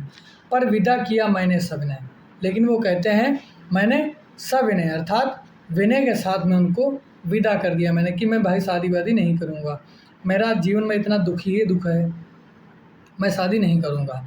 सबको जो अड़े प्रार्थना भर, सबको यानी सबको सविनय विदा कर दिया कि भाई तुम जाओ, मुझसे अब नहीं हो पाएगा कुछ, है ना। कि क्योंकि इतना सारा कष्ट आदमी दुख झेल लेता है तो बहुत दुखी, उसका दुख में ही जीवन व्यतीत हो रहा है। जो अड़े प्रार्थना भर नयनों में, यानी कुछ लोग अड़े हुए थे, निवेदन कर रहे थे, कुछ लोग उनके दुख में बहुत ज़्यादा दुखी थे, परेशान थे, तो वो कह रहे थे कि आपसे निवेदन है कि आप शादी कर लीजिए, विवाह कर लीजिए, तो सारी दिक्कतें ख़त्म हो जाएंगी, आपका जीवन थोड़ा संयमित हो जाएगा, तो अब जीवन थोड़ा अच्छा रहेगा, क्योंकि इतना सारा कष्ट आप भोग ही चुके हैं। जो अड़े प्रार्थना भर, यानी जो प्रार्थना के लिए अड़े हुए थे, नैनों सजल थे, यानी वो भी उनके दुख से दुखी थे। पाने को उत्तर अनुकूल, और अपने अनुकूल उत्तर पाने को, यानी कोई रिलेशन के लोग आए होंगे इधर उधर से, तो अनुकूल उत्तर पाने के लिए बहुत व्याकुल थे कि हाँ कर दें शादी के लिए, है ना, कि वे हाँ कर दें। तो ऐसा होता है कि जब कई रिश्ते लगते हैं, है ना, शादी वाले आते हैं, तो अधिकतर जब भाई लड़की वाला जब जाता है ना तो वो बहुत दुखी होकर के जाता है कि भाई जो कुछ हमसे बन पाएगा वो मैं करूँगा और आप जो है शादी करिए, विवाह करिए। इस तरीके से मन में श्रद्धा का भाव लेकर के जाते रखते हैं।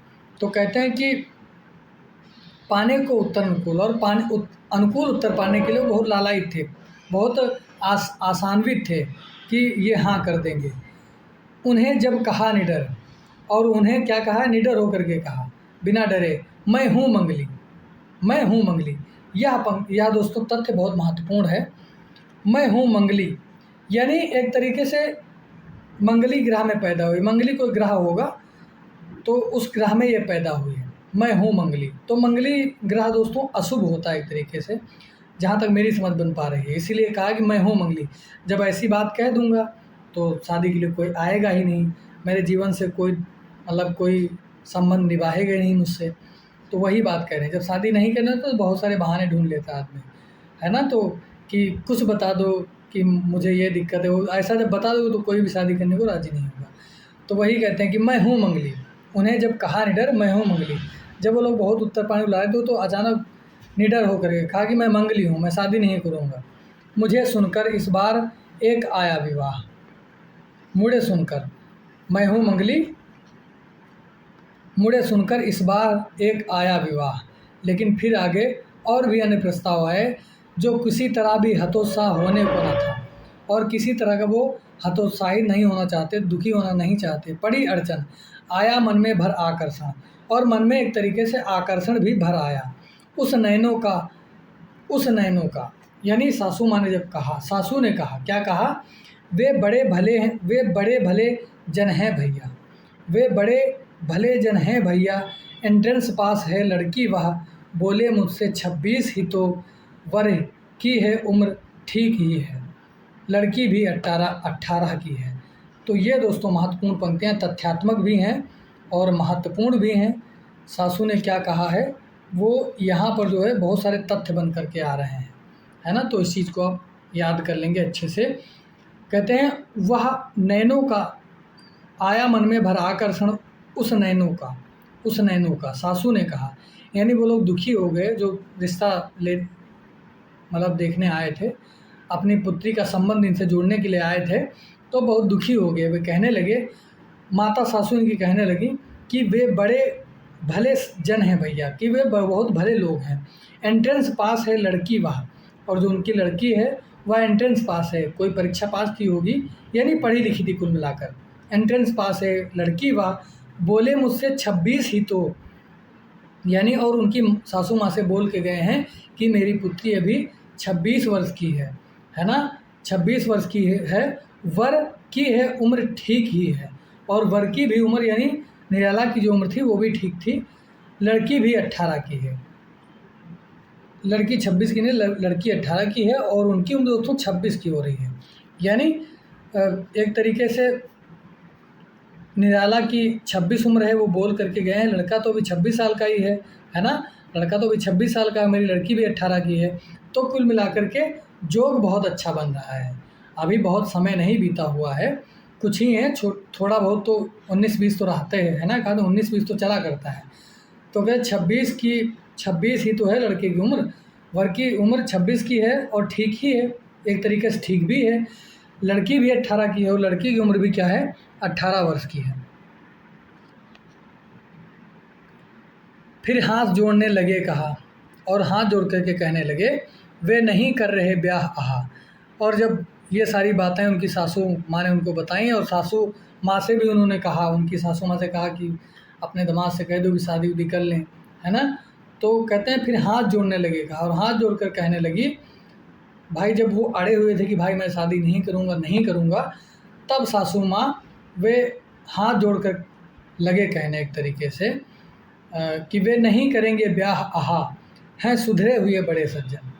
तो वे कहने लगे, वे कह रहे ब्याह, वो वे कह रहे हैं हाथ जोड़कर। फिर हाथ जोड़ने लगे कहा, यानी निराला जी ने सासू माँ से हाथ जोड़ लिया कि फिर हाथ जोड़ने लगे कहा, वे नहीं कर रहे ब्याह आहा, हैं सुधरे हुए बड़े सज्जन। उनसे कह दो कि बड़े सुधरे हुए सज्जन है कि मैं ब्याह नहीं करूँगा। अच्छे कवि, अच्छे विद्वज्जन, और अच्छे कवि भी हैं और विद्वज्जन विद्वान भी हैं, बड़े नाम उनके शिक्षित, और एक तरीके से पढ़े लिखे हैं, शिक्षितों में उनका नाम है। लड़की भी रूपवती समुचित आपको यही होगा कि कहें हर तरह उन्हें वर सुखी रहें। और वो एक तरीके से निवेदन करती हुई कह रही हैं कि लड़की भी रूपवती है, समुचित है, आपको यही होगा कि हर तरीके से आप सुखी रहेंगे। वे आएंगे कल, और उन्होंने कहा कि वे कल आ रहे हैं देखने के लिए आपको फिर से। दृष्टि थी शिथिल, लेकिन उनकी दृष्टि क्या हो गई, शिथिल ढीली पड़ गई। आई पुतली तू खिल खिल कर। फिर क्या हुआ, फिर दोस्तों अब बदल रहा है परिवेश कविता का। दृष्टि थी शिथिल, आई पुतली तू खिल खिल खिल, हंसती मैं हुआ पुनः चेतन। यानी अपनी लड़कियों को देखते हुए वह देखे और खिलखिला कर हंसने लगे, और उनको आई पुतली तू खिल खिल कर, यानी उनकी स्मृतियों में वह कौंधने लगी। कौन? उनकी पत्नी की याद आने लगी।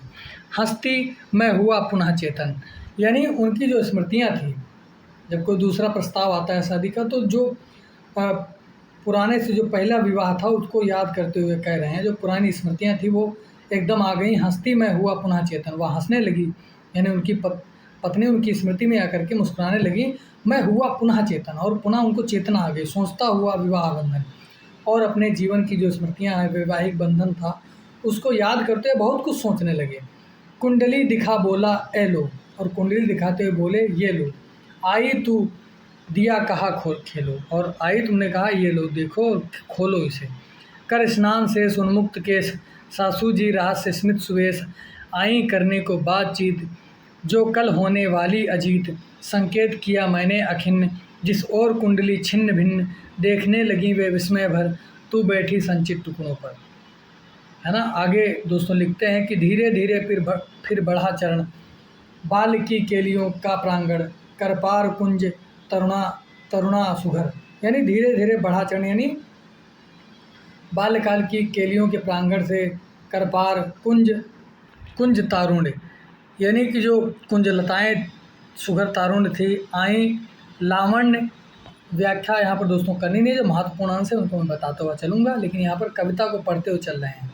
धीरे धीरे फिर बढ़ा चरण, बाल्यकाल की केलियों के प्रांगण, करपार कुंज तारुण्य सुघर। तारुण्य माने एकदम कुंजलताएँ एकदम नई नहीं थी, सुघर माने सुंदर। आई लावण्य भरा थर थर, लावण्य भार थर थर, कांपा कोमलता का सस्वर, ज्यों मौल कौश नववीणा पर, नैस स्वप्न ज्यों तू मंद मंद, फूटी उषा जागरण छंद, कांपी भर निज आलोक भार, कांपा वन कांपा दिक प्रसार। यानी अपनी पुत्री को देख करके वह ये सारी चीज़ें उनके मन में आ रही हैं। नैस स्वप्न ज्यों तू मंद मंद, जिस तरीके से तू हंसी स्वप्न में और मंद मंद मुस्कान रही, तो फूटी उषा जागरण छंद, और ऐसा लगा कि मेरे हृदय में एक तरीके से प्रकाश हुआ है, एक तरीके से जागरण हुआ है। कांपी भर निज आलोक भार, और कांपी भर निज आलोक भार, यानी उनके हृदय में आलोक का भार एक तरीके से हुआ, प्रकाश हुआ, और एकदम कंपकपी छा गई। कांपा वन कांपा दिक प्रसार, कांपा वन यानी उनके मन का पुनः एक तरीके से कांपा, और सारा दिक प्रसार यानी समस्त दिशाएं भी उनको दिखने लगी, कांपने लगी। परिचय परिचय पर खिला सकल, परिचय परिचय पर खिला सकल, नभ पृथ्वी द्रुम कलि किसलय दल, क्या दृष्टि अतल की सिक्त धार, ज्यों भोगवती उठी अपार, उमड़ता ऊर्ध्व को कल सलिल, जल टलमल करता नील नील, पर बंधा देह के दिव्य बांध, छलकता दृगों से साध साध। तो कभी कभी इन पंक्तियों में ऐसा लगता है कि राम की शक्ति पूजा से पंक्तियाँ ली गई हैं, तो इसीलिए कविता को पढ़ना जरूरी है कि आप पंक्तियों को पहचान सकें कि कहाँ पर कौन सी पंक्ति लिखी गई है। उस आगे चलते हैं, तो कविता बहुत लंबी है, तो बहुत समय अधिक हो रहा है, आप भी परेशान हो रहे होंगे, है ना भाई। कविता को पढ़ना तो, लंबी कविता तो पढ़ना तो पड़ेगा आपको पंक्ति पंक्ति, है ना। फूटा कैसा प्रिय कंठ स्वर, माँ की मधुरिमा व्यंजना भर, हर पिता कंठ की दीप्त धार, उत्कलित रागिनी की बहार, बन जन्म सिद्ध गायिका तन्वी, मेरे सुर की रागिनी वहीं, साकार हुई दृष्टि में सुघर, समझा मैं क्या संस्कार प्रखर। कहते हैं फूटा कैसा प्रिय कंठ स्वर, यानी वह जब गाती थी, एक तरीके से उनकी पुत्री जो थी वह गुनगुनाती भी थी। माँ की मधुरिमा व्यंजना भर, और माँ की तरह उनकी पत्नी भी गाती थी, वही उसमें गुण चले गए हैं, यानी जो माता से उसको गुण प्राप्त हुए हैं।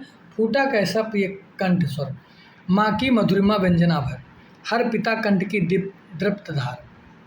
हर पिता कंठ की दृप्त धार यानी हर पिता कंठ की दृप्त धार, है ना।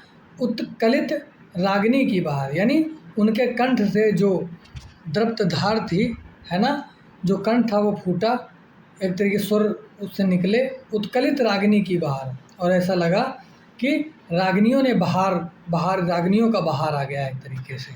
बन जन्म सिद्ध गायिका तन्वी, और तू ऐसा लगा कि शुरू से ही गायिका बनेगी वह, ऐसा उनको लग रहा था। तन्वी माने नवयुवती, जो तू जन्म से ही गायिका बनेगी, मेरे स्वर की रागिनी बहनी, और मेरे स्वर की तू रागिनी है ना, वही साकार हुई दृष्टि में सुघर, और मेरी दृष्टि में तू साकार और सुंदर होती चली गई। समझा मैं क्या संस्कार प्रखर, और मैंने प्रखर माने बहुत तेज थी संस्कारों में तू, यानी तुम्हारी जो माता में गुण थे वो तुझमें सारे संस्कार समाहित हो गए। शिक्षा के बिना वह स्वर, यानी शिक्षा के बिना बना वह स्वर, वह जो संस्कार था, परिवेश यानी माता ने जो संस्कार दिए थे, शिक्षा के बिना बना वह स्वर है, यानी वह कोई शिक्षा अतिरिक्त नहीं दी गई है, फिर भी वह स्वर तुझमें बना हुआ है। सुना ना अब तक पृथ्वी पर, जाना बस, यानी अब तक सुना नहीं था पृथ्वी पर, सिर्फ जाना था। पिक बालिका प्रथम पल अन्न नीड़ में जब सक्षम होती उड़ने को अपना स्वर भर करती ध्वनि मौन प्रांतर, है ना। तू खिंची दृष्टि में मेरी छवि, जागा और मैं तेरा प्रिय कवि। तू खिंची दृष्टि में मेरी छवि, यानी उस कवि के दृष्टि में उनकी छवि आ गई है। जागा और मैं तेरा प्रिय कवि, और जागा और मैं तेरा प्रिय कवि, यानी कवि के हृदय में तेरा प्रेम जो है वो उद्दलित हो रहा है, जाग रहा है। उन मन गुंजन सज हिला कुंज, तर पल्लव कर दिल पुंज पुंज, यानी वो एक तरीके से उनकी पत्नी की भी याद आ रही है पुत्री के साथ में, क्योंकि वह उनका प्रतिरूप हुई है, उनकी पत्नी का प्रतिरूप ही उस पुत्री में आ गया है। तो उसको देख करके बहुत सारी स्मृतियाँ उनकी ताज़ा हो रही हैं कि क्या क्या परिवर्तन हो रहा है, क्या क्या चीज़ें हो रही थी। तो खिंची दृष्टि में मेरी, मानी उनकी दृष्टि में जो है उनकी छवि बन करके आ रही है। उन मन गुंज में सज हिला कुंज, यानी उनके मन में जो है एकदम गुंजार होने लगा। हिला कुंज, है ना, उनकी मन के जो कुंजलताएँ हैं वो हिलने लगी। तर पल्लव कर दिल पुंज पुंज, तर पल्लव यानी जो नए नए पल्लव हैं वो कलिदल यानी कलियों के दल हैं, पुंज पुंज मुस्कुराने लगे। बह चली एक अज्ञात बात, और एक अज्ञात बात नहीं, अब बात होगा, एक अनजान हवा जो है वह बहती हुई चल रही है। चूमती केस मृद नवल गात, और वह चूमती केस, उसकी पुत्री यानी उनकी पुत्री के केस को ऐसा लग रहा है कि केस मृदु नवल गात, उसके जो कोमल गात है उनको चूमती हुई चल रही है। देखती सकल निष्पलक नयन, तू समझा मैं तेरा जीवन। देखती सकल निष्पलक नयन, तू समझा मैं तेरा जीवन, यानी तेरे जीवन को मैं समझा, जाना। सासू ने कहा एक दिवस, अब एक दिवस ऐसा आया, सासू माँ ने क्या कहा, बहुत सारी चीज़ें ऐसी होती हैं। तो कहते हैं, सासू माँ कहती हैं कि सासू ने कहा लख एक दिवस, एक दिन ऐसा आया कि सासू माँ ने क्या कहा दोस्तों। अब यहाँ पर कविता मोड़ लेती है दूसरी दिशा में, भैया अब नहीं हमारा बस। एक तरीके से जब घर में बहनें बड़ी होती हैं, कन्याएं जब बड़ी होने लगती हैं, तो उनके चिंताएं बढ़ने लगती हैं माता पिता की। अब इसकी शादी करने की उम्र हो गई है, तो उनके मन में एक चिंता बनी रहती है, और वो एक तरीके से लालन पालन किया नानी ने, उनके सासू माँ ने, लेकिन अब उनको बात एक खटक रही है। एक समय हो गया उस पुत्री को वहाँ रहते हुए, तब कहती हैं भैया अब नहीं हमारा बस, अब मेरा कोई बस नहीं है, पालना पोसना रहा काम। भाई मेरा काम तो पालना पोसना था। देना सरोज को धन्य धाम, और तुम अब सरोज को अपना धन्य धाम दो, यानी अब इसका कन्यादान करो, तुम कन्यादान कर दो अब इसका, क्योंकि इसकी उम्र हो गई है ना, बड़ी हो गई है, तो अब शादी लायक हो गई है, जाहिर सी बात है अब आपको ये काम तो करना ही पड़ेगा। तभी कहती हैं पालना पोसना रहा काम, देना सरोज को धन्य धाम, शुचि वर के कर कुलीन रखकर, यानी शुचि माने इस पवित्र, शुचि माने सोच समझ कर, पवित्र वर के कर, यानी कि शुचि वर के कर, यानी जो पवित्र वर हो इसके लिए उसके कर देखिए, कुलीन लगकर, कुलीन माने श्रेष्ठ, देख करके श्रेष्ठ खोजिए इसके लिए। वर है काम तुम्हारा धर्मोत्तर, और यह तुम्हारा धार्मिक कार्य तुम्हारा धर्म है ना। पिता का धर्म क्या होता है कि अपनी पुत्री को एक अच्छा वर दे, है ना, उसको अच्छा घर दे ढूंढ करके, है ना, यह पिता का धर्म होता है। वही बताते हुए उनकी जिम्मेदारियों को बताते हैं, क्योंकि भाई जो जीवन की अन्य सारी जिम्मेदारियां थी वो उनके सासू माँ ने ले रखी थी, है ना, लेकिन अब उनको उनके धर्म जो पिता का धर्म होता है उनको बताती हुई चल रही हैं। शुचि वर के कर, यानी जो उसके पवित्र वर जो हो उसके हाथ को, मतलब उसको वर ढूंढ के, कुलीन लगकर उस श्रेष्ठ वर को ढूंढिए। है काम तुम्हारा धर्मोत्तर, यह तुम्हारा धार्मिक कार्य है ना, यह तुम्हारा धर्म है। अब कुछ दिन इसे साथ लेकर अपने घर रहो ढूंढ कर, और अपने घर इसको अपने साथ में रखो।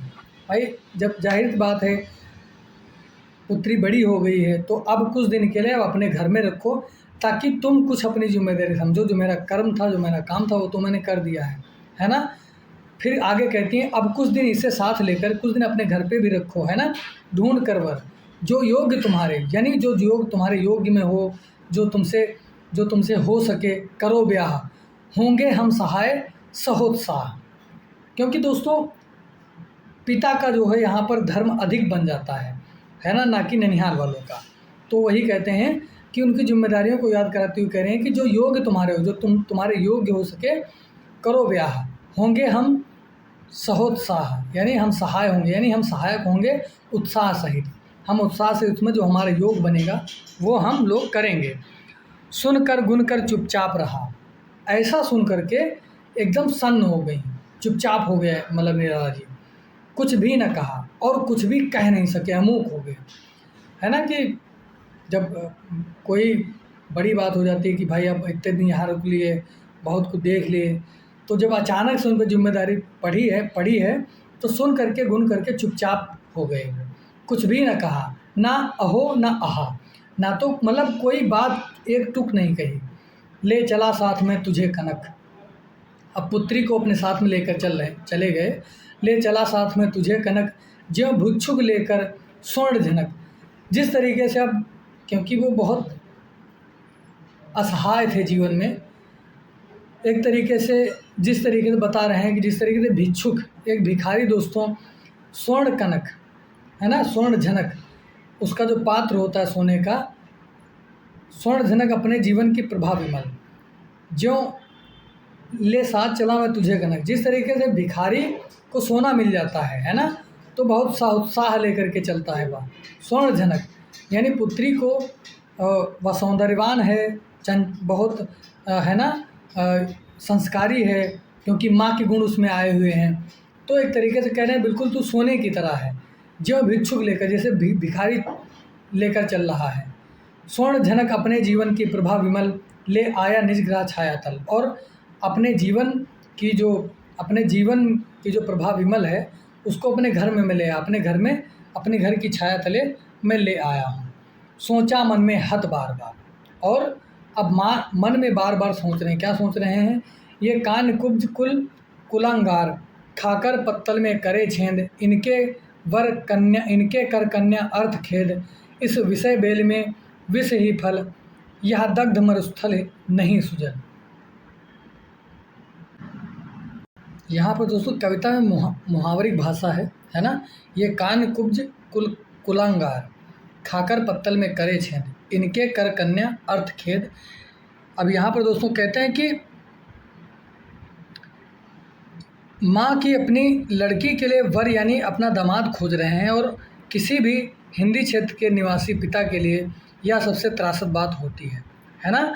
वर को जाति आधारित परंपरा के मुताबिक कानकुब्ज ही होना चाहिए, यानी कि अपनी जात में ही विवाह करना है उनको, है ना, उनको अपनी जात में ही विवाह ढूंढना है।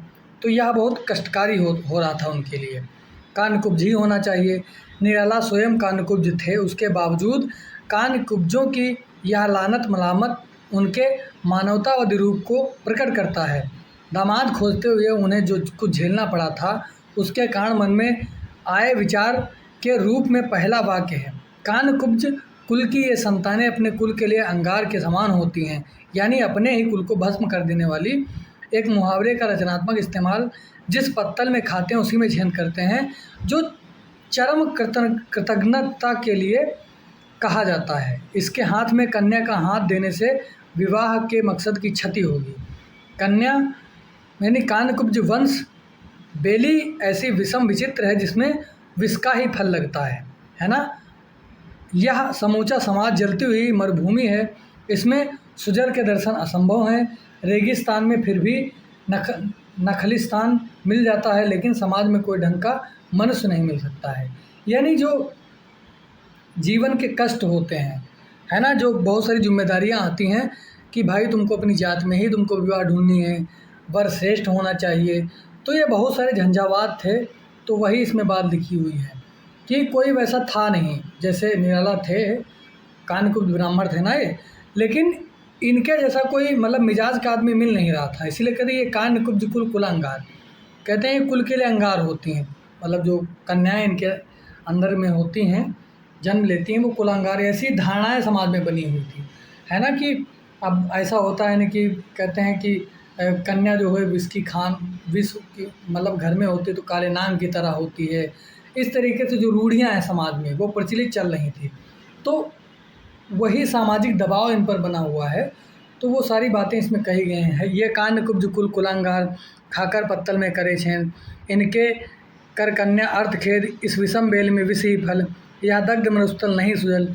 यानी यह जो आग का मरुस्थल है, यहाँ कोई अच्छा जल नहीं है। फिर सोचा मैंने पूर्वजगण, फिर मैंने सोचा मेरे पूर्वजगण गुजरे जिस राह वही शोभन होगा मुझको, है ना, कि जिस तरीके से मेरे पूर्वजगण ये सामाजिक कार्य किए हैं उसी तरह से मुझे भी करना होगा, वही शोभन होगा मुझको, यानी वही मुझे भी शोभा देगा। यह लोक रीत कर दूं पूरी, यानी यह लोक रीत मैं भी पूरी करूँगा, पूरी कर दूं। गो नहीं भीत कुछ मुझे तोड़ते गत विचार, लेकिन अंदर अंदर मुझे विचार तोड़ते हैं, है ना। पर पूर्ण रूप प्राचीन भार ढोने में अक्षम, लेकिन ये जो प्राचीन भार यानी जो प्राचीन जो चला आ रहा है सिस्टम, जो प्रक्रियाएं चली आ रही हैं, उसमें मैं अक्षम हूँ, ढोने में मैं अक्षम हूँ। निश्चित आएगी मुझ में नहीं विनय, उतनी जो रेखा करे पार, सौहार्द बंध की निराधार। यानी उन सब रेखाओं को मैं पार करने के लिए सौहार्द बंध की निराधार, यानी मैं निराधार हूँ, कोई आधार नहीं मेरे पास है। वे जो यमुना के से कछार पद फटे बिवाई के वे जो यमुना के से कछार पद फटे बिवाई के उधार, खाए ये मुख ज्यों पिए तेल, चमरौधे जूते से सकेल, निकले जी लेते घोर गंध, उन चरणों को मैं यथा अंध, कल घ्राण प्राण से रहित व्यक्ति हूँ पूजूं ऐसी नहीं सकती। अब यहाँ पर दोस्तों और भी एक मुहावरा आया है कि चमरौधे के जूते सकेल, है ना। ये महत्वपूर्ण मुहावरों की भाषा इसमें आई हुई है। वो लिखते हैं दोस्तों, बिल्कुल कविता का अंतिम बिंदु, बस कुछ मिनटों में कविता संपन्न हो जाएगी। देखता हूँ कि निराला को याद आती है जो कुछ विवाह के कर्मकांड से जुड़ी हुई चीज़ें थी वो याद आ रही हैं। प्रथा है कि लड़की का पिता विवाह में अपने दामाद के पाँव पूजता है ना, पाँव पूजता है। यहाँ याद दिलाना गैर जरूरी ना होगा कि प्रेमचंद ने अपनी कहानी पाँव पूंजी में यानी इस प्रथा का विरोध किया था कि अपने दामाद के पैर पूजे जाते हैं, उसका उन्होंने विरोध किया उसमें। तो वहीं पर ये संक्षेप संदर्भ आया हुआ है, उसको मैं देखते हुए पढ़ रहा हूँ कि यमुना के प्रति इस नदी के चीत्कार कर्षण तस्वीर खींची थी, लेकिन यथार्थ की कठोरता से टकराहट यमुना को जमुना ही हो गई, उसका सौंदर्य भी बिला गया और विरूप के रूप के बतौर उस किनारे उभर आए। उसके बाद एक उत्प्रेक्षा जिसे समझने में नंद किशोर नवल गलती एक कहावत तोड़कर बनाया गया। कहते हैं कि उधार खाने वालों का मुँह कभी बंद नहीं होता, उसी तरह बीमारियाँ हमेशा मुँह बाएँ रहती हैं। अब कह रहे हैं कि ऐसे पैर जब तेल पिए हुए चमरोधे जूते में देर तक कसकर बंधे रहने के बाद निकलते हैं तो उनसे बेहद ख़राब गंध निकलती है।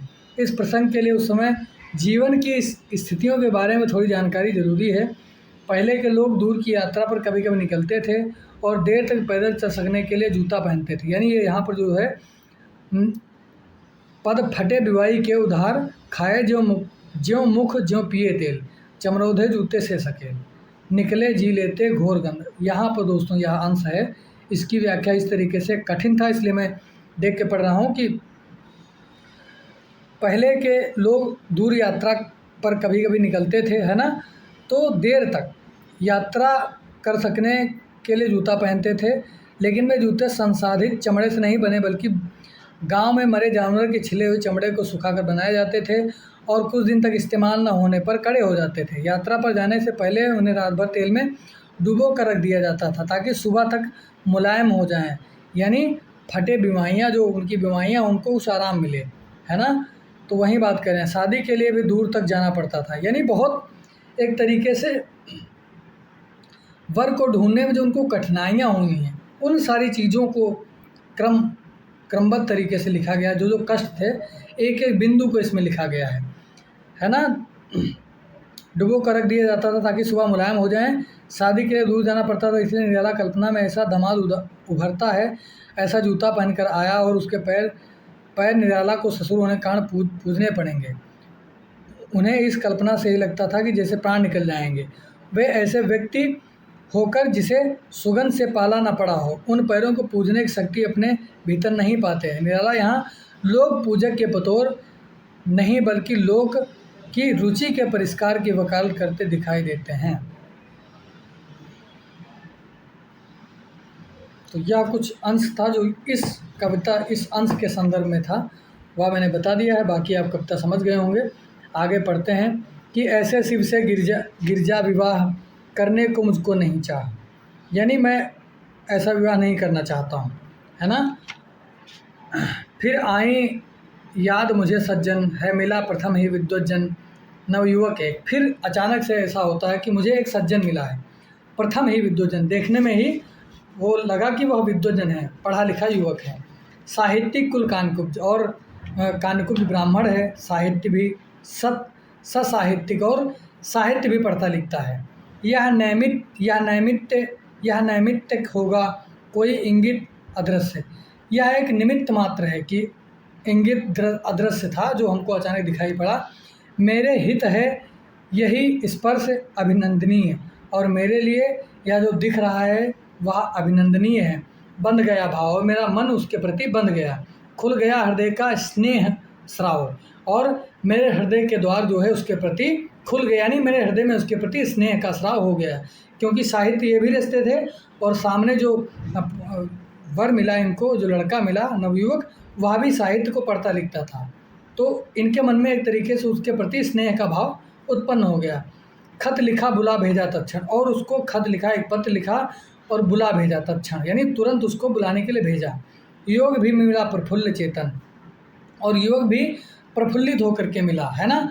चेतन बोला मैं हूँ रिक्त हस्त, और प्रफुल्लित होकर मिला, चेतन युक्त होकर के, और बोला मैं, यानी स्वयं निराला बोले मैं हूँ रिक्त हस्त, यानी मैं हूँ खाली हाथ। रिक्त हस्त माने खाली हाथ, मैं हूँ रिक्त हस्त इस समय, यानी इस समय मेरे पास कुछ नहीं है।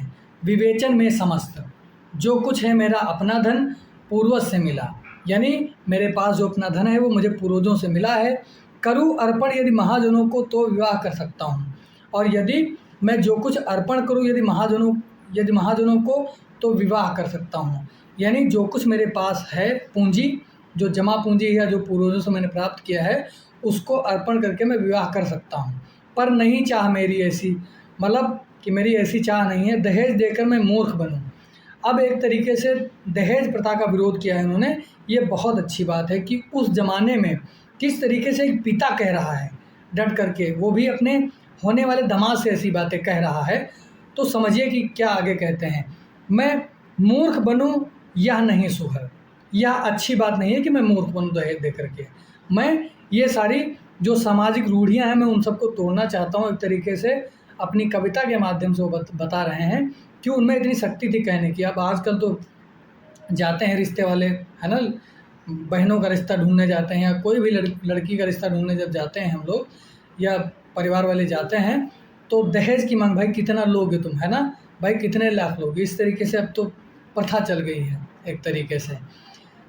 हालांकि दहेज नहीं लेना चाहिए, है ना, कि है ना, तो इस चीज़ का आप सब भी समर्थन करें कविता से यही सब कुछ सीखने वाली चीज़ें होती हैं कि निराला उन दिनों इतना मतलब असहाय थे, उस जीवन में भी किस तरीके से अपनी बात रख रहे हैं अपने दामाद से होने वाले।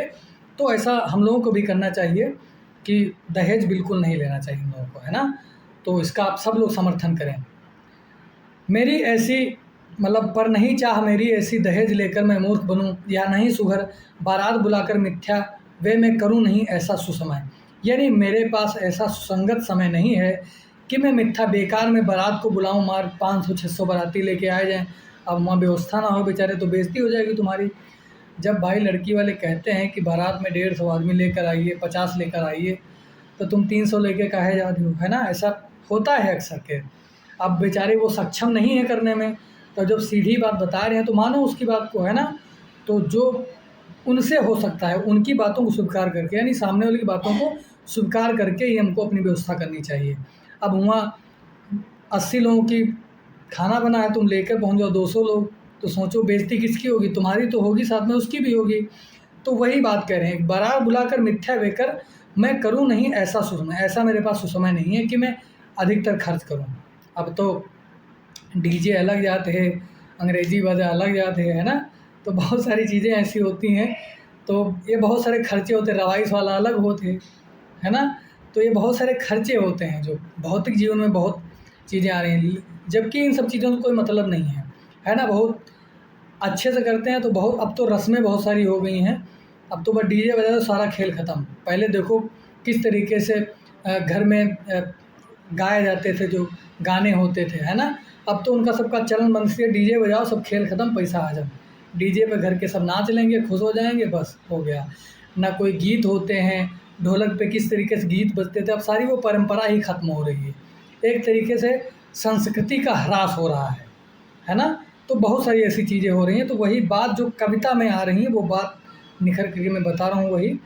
तो मैं करूँ ऐसा नहीं सोचूं, तुम ब्याह करो, कहते हैं तुम ब्याह करो, लेकिन तोड़ता नियम में सामाजिक योग के प्रथम। यानी जो समाज में रूढ़ियाँ हैं मैं उन नियमों को सबको तोड़ रहा हूँ। सामाजिक लग्न के पढ़ूंगा स्वयं मंत्र यदि पंडित जी होंगे स्वतंत्र। अब वो स्वयं ब्राह्मण हैं, कानकुट ब्राह्मण हैं, तो पांडित्य तो उनमें है ही। तो कहते हैं पढ़ूंगा स्वयं मंत्र यदि पंडित जी होंगे स्वतंत्र। यदि पंडित जी स्वतंत्र होंगे, अगर आज्ञा देंगे तो मैं पढ़ूंगा, मंत्र भी पढ़ूंगा अपनी पुत्री की शादी में। जो कुछ मेरे वह कन्या का, यानी जो कुछ मेरा वो मेरी कन्या का होगा, निश्चित समझो कुल धन्या का। जो कुछ मेरे वह कन्या का, निश्चय समझो कुल धन्या का। आए पंडित जी प्रजा वर्ग, आए पंडित जी प्रजा वर्ग माने जो प्रजा वर्ग है वो भी आए।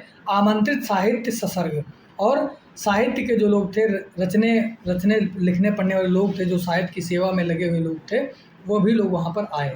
देखा विवाह आमूल नवल, और एकदम नया विवाह दिखा उनको, अचानक से नहीं, एकदम क्रांति चेता थे वो, है ना। नई क्रांति करना चाहते तो वो एकदम नई बात उनको दिखी। तुझ पर शुभ पड़ा कलश का जल, और तुझ पर कलश का जल अर्थात एक पवित्र जल तुझ पे पड़ा। देखती तुझे मुझे तू हंसी मंद, और तुमने मुझे मंद मुस्कान से मुझको देखा। होठों में बिजली फंसी स्पंद, और जिस तरीके से बिजली चमकती है होठों पर, उस तरीके से बिजली चमकी। एक तरीके से तेरी जो मुस्कुराहट थी, जो तेरे दांत थे, होठें थी, वो बिजली की तरह हंसकर फंसी और हंसी स्पंदन में, है ना, मंद मंद मुस्कुराने लगी। उर्मे भर झूली छब सुंदर, और उर्मे भर झूली प्रिय सुंदर, प्रिय की अशब्द श्रृंगार मुखर। अब ये पंक्तियाँ सीधे मान लो दे देगा, पूछेगा कि ये पंक्ति कहाँ से ली गई हैं, तो आप लगा सकते हैं। अगर कविता अच्छे से नहीं पढ़े होंगे तो आप राम की पूजा भी लगा सकते हैं, उनमें भी ऐसी पंक्तियाँ लिखी गई हैं, है ना। देखती मुझे तू हंसी मंद, होठों में बिजली फंसी स्पंद, उर्मे भर झूली छवि सुंदर, प्रिय की अशब्द श्रृंगार मुखर। यानी जब वह जोड़े में पहन करके आई उनकी पुत्री, तो कहते हैं दोस्तों उर्मे भरी झूली छवि सुंदर, और उनके हृदय में उनकी जो छवि उनकी पत्नी मनोहरा देवी थी, उनकी अचानक से याद आ गई।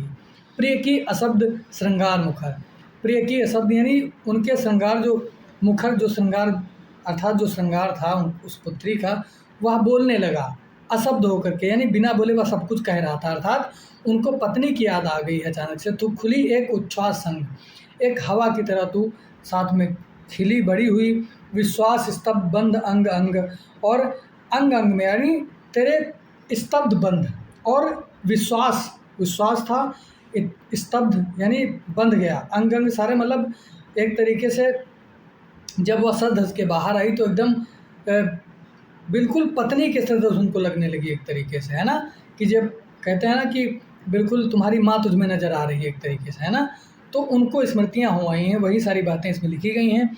नत नयनों से आलोक उतर, और नए नए नयनों से आँखों से ऐसा लग रहा था कि नए आलोक उतर रहा है, यानी नया प्रकाश तेरी आँखों से प्रकाश निकल रहा है। कांपा अधरों पर थर थर थर, और अचानक उनको याद आ गई है, तो वो अधरों पर उनके अचानक कपकपाहट सी आ गई है। देखा मैंने वह मूर्ति धीत, देखा मैंने वह मूर्ति धीत, यानी वह जो मूर्ति थी, है ना, मूर्ति धीत कहने का मतलब यही है दोस्तों कि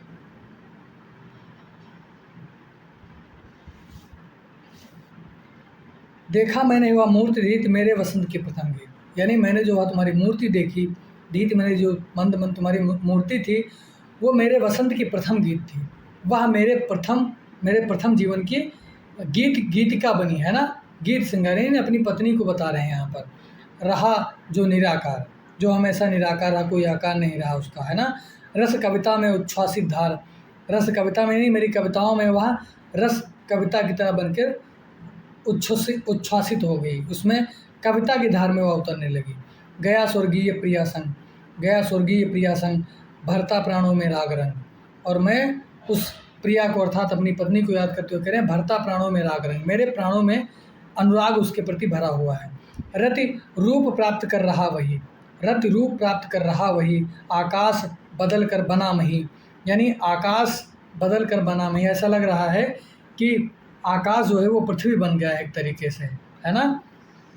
वह उनकी स्मृति ताज़ा हो रही है, वह आकाश में बिल्कुल विरोधाभासी यहाँ पर बात कही गई, आकाश बदल कर बना मही, ऐसा लग रहा है कि हमारी जो सारी चीज़ें स्मृतियों की हम चेतना करें तो वो पृथ्वी पर एकदम साक्षात होने लगी हैं, कहने का मतलब ये है।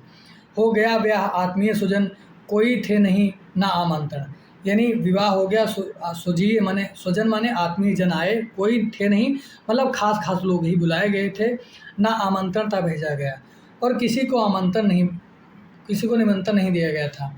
विवाह राग भर रहा न घर निस दिवस जाग, प्रिय मौन एक संगीत भरा, नवजीवन के स्वर पर उतरा, माँ की कुल शिक्षा मैंने दी, यानी जो माँ की जो सारी शिक्षा थी वो मैंने ही दी थी। पुष्प सेज तेरी स्वयं रची, यानी तेरी जो पुष्प सेज थी वो मैंने ही स्वयं रची है, यानी एक पिता जो है वो सारे माता के दायित्व निभाता हुआ चल रहा है, वो सारी बातें इसमें कही गई हैं। जो माता का कर्तव्य था वो पिता ने पूरी तरीके से किया हुआ है, वही बता रहे हैं कि माँ की कुल शिक्षा मैंने दी, पुष्प सेज तेरी स्वयं रची, सोचा मन में वह शकुंतला, पर पाठ अन्य वह अन्य कला, लेकिन वो शकुंतला को याद करते हुए वो प्रसंग याद आ रहा है उनको एक तरीके से कि जिस तरीके से शकुंतला ने गंधर्व विवाह करके वो थे वो मतलब उनकी माता जिस तरीके से शकुंतला की उसमें सेवा नहीं कर सकी, उसी प्रकार इसकी माता भी वही हाल हुआ है, तो वो प्रसंग उनको याद आ गया है। वह अन्य पाठ वह अन्य, लेकिन वह अन्य कला है, अन्य पाठ है, वो अलग किस्सा है। कुछ दिन रह गया तू फिर आप समोद, बैठी नानी की स्नेह गोद, मामी मामा का रहा प्यार, भर जलद धरा को ज्यों अपार, वे ही सुख दुख में रहे न्यस्त, तेरे हित सदा समस्त व्यस्त, यानी तेरे सुख दुख में वही मामा मामी ये सब लोग लगे रहे, ननिहाल के लोग। वह लता वहीं जहाँ कली, यानी वह लता वहीं की, वह लता मतलब वह जो मनोरमा को मनोहरा को बता रहे हैं, वह लता वहीं, वह जो लता थी वह वहीं की थी, अर्थात जो उनकी पत्नी थी वह भी वहीं की थी, जहाँ कली तू खिली, यानी उस लता में जो तू कली, अर्थात वो जिस तरीके से माँ तेरी थी उसी प्रकार तू भी है, वह लता वहीं की, यानी वह लता भी वहीं की थी, अर्थात वह मेरी जो तुम्हारी माँ थी वह भी वहीं की थी, जहाँ कली तू खिली, जहाँ तेरी माँ पली थी वहाँ तू भी पली बड़ी है, तो जाहिर सी बात है वो सारी बातें तुझ में होंगी।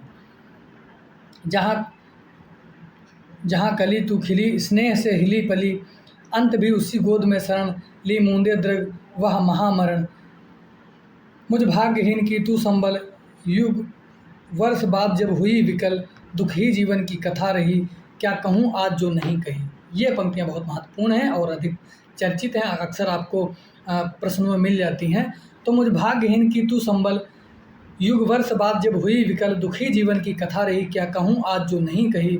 हो इसी कर्म पर वज्रपात, यदि धर्म रहे नत सदा माथ, इस पथ पर मेरे कार्य सकल, हों भ्रष्ट शीत कैसे सतदल, कन्या गत कर्मों का अर्पण, करता मैं तेरा अर्पण। तो ये अंतिम पंक्तियां हैं, कन्या गत कर्मों का अर्पण करता मैं तेरा तर्पण। और इस तरीके से मैं तेरे गत कर्म थे उसको मैंने अर्पण किया, तेरे कर्म यानी जो मेरा कर्म था वो मैंने तुझको अर्पण किया, जो मेरा उत्तरदायित्व था वो मैंने पूरा किया, और इसी तरीके से मैं तेरा तर्पण किया हूँ। यानी ये कविता रच करके एक तरीके से अपनी पुत्री को तर्पण किया है ना। तो इसमें कुछ महत्वपूर्ण तथ्य हैं, वो शीघ्रता से देख लेते हैं क्योंकि समय हो रहा है। तो तथ्य आप लोग पढ़ लेंगे, अच्छे से देख लेंगे। आत्मकथात्मक शैली में कविता लिखी गई है। रामविलास शर्मा ने सरोज स्मृति की तुलना शेक्सपियर की जो किंग लियर से की है, यानी किंग लियर उनकी कविता है शेक्सपियर की, उससे तुलना की है। तो यह महत्वपूर्ण तथ्य बन सकता है ना। कथात्मक शैली में है। रामविलास शर्मा ने सरोज स्मृति की तुलना किससे की है? शेक्सपियर की जो कविता है किंग लियर उससे की है। निराला के पुत्र का नाम था रामकृष्ण, यानी इसमें जो बात आई थी कि उसका भाई उसे रुला देता है, यानी उसके साथ में हंसी ठिठोली करता है, रुलाता भी है। तो भाई बहन का जो अनुराग प्रेम है वो दिखाया गया है। तो निराला के पुत्र का नाम क्या था? रामकृष्ण था, है ना। क्या नाम था? रामकृष्ण था। कविता 9 अनुच्छेदों में है, यह भी महत्वपूर्ण तथ्य है आपके लिए। पूछ सकता है कि कविता में अनुच्छेद कितने हैं, तो यह कविता 9 अनुच्छेदों में बटी हुई है। आगे क्या है दोस्तों? बहुत दूर आ गया है, क्या हो जाता है अचानक से। हाँ, तो 9 अनुच्छेदों में कविता है दोस्तों। और सरोज को संबोधन कौन कौन से हैं? गीते, कविते, धन्य, सुचिते, परी, पुतली, गुड़िया, ये सारे संबोधन हैं जो अपनी पुत्री को करते हैं, है ना। तो सीधा प्रश्न दे सकता, आप प्रश्न कैसे बनेंगे अभी बता दूं आपको। मान लो दे उसमें कि बोले यह संबोधन किसके लिए है? गीते, कविते, धन्य, सुचिते, तो ये सारे संबोधन उसकी पुत्री के लिए हैं, यानी निराला अपनी पुत्री के लिए करते हैं, ना कि अपनी पत्नी के लिए करते हैं। तो ये महत्वपूर्ण बन सकता है आपके लिए तथ्य कि यह किसको संबोधन किया गया है। तो गीते, कविते, धन्य, सुचिते, परी, पुतली, गुड़िया, ये सारे सरोज अपनी पुत्री को संबोधन में करते हैं।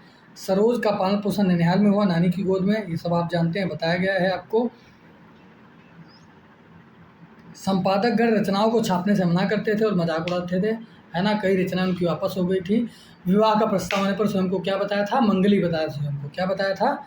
मंगली बताया था दोस्तों, है ना, मंगली, है ना। सासू ने क्या कहा? एंट्रेंस पास है लड़की, तो लड़की क्या पास थी?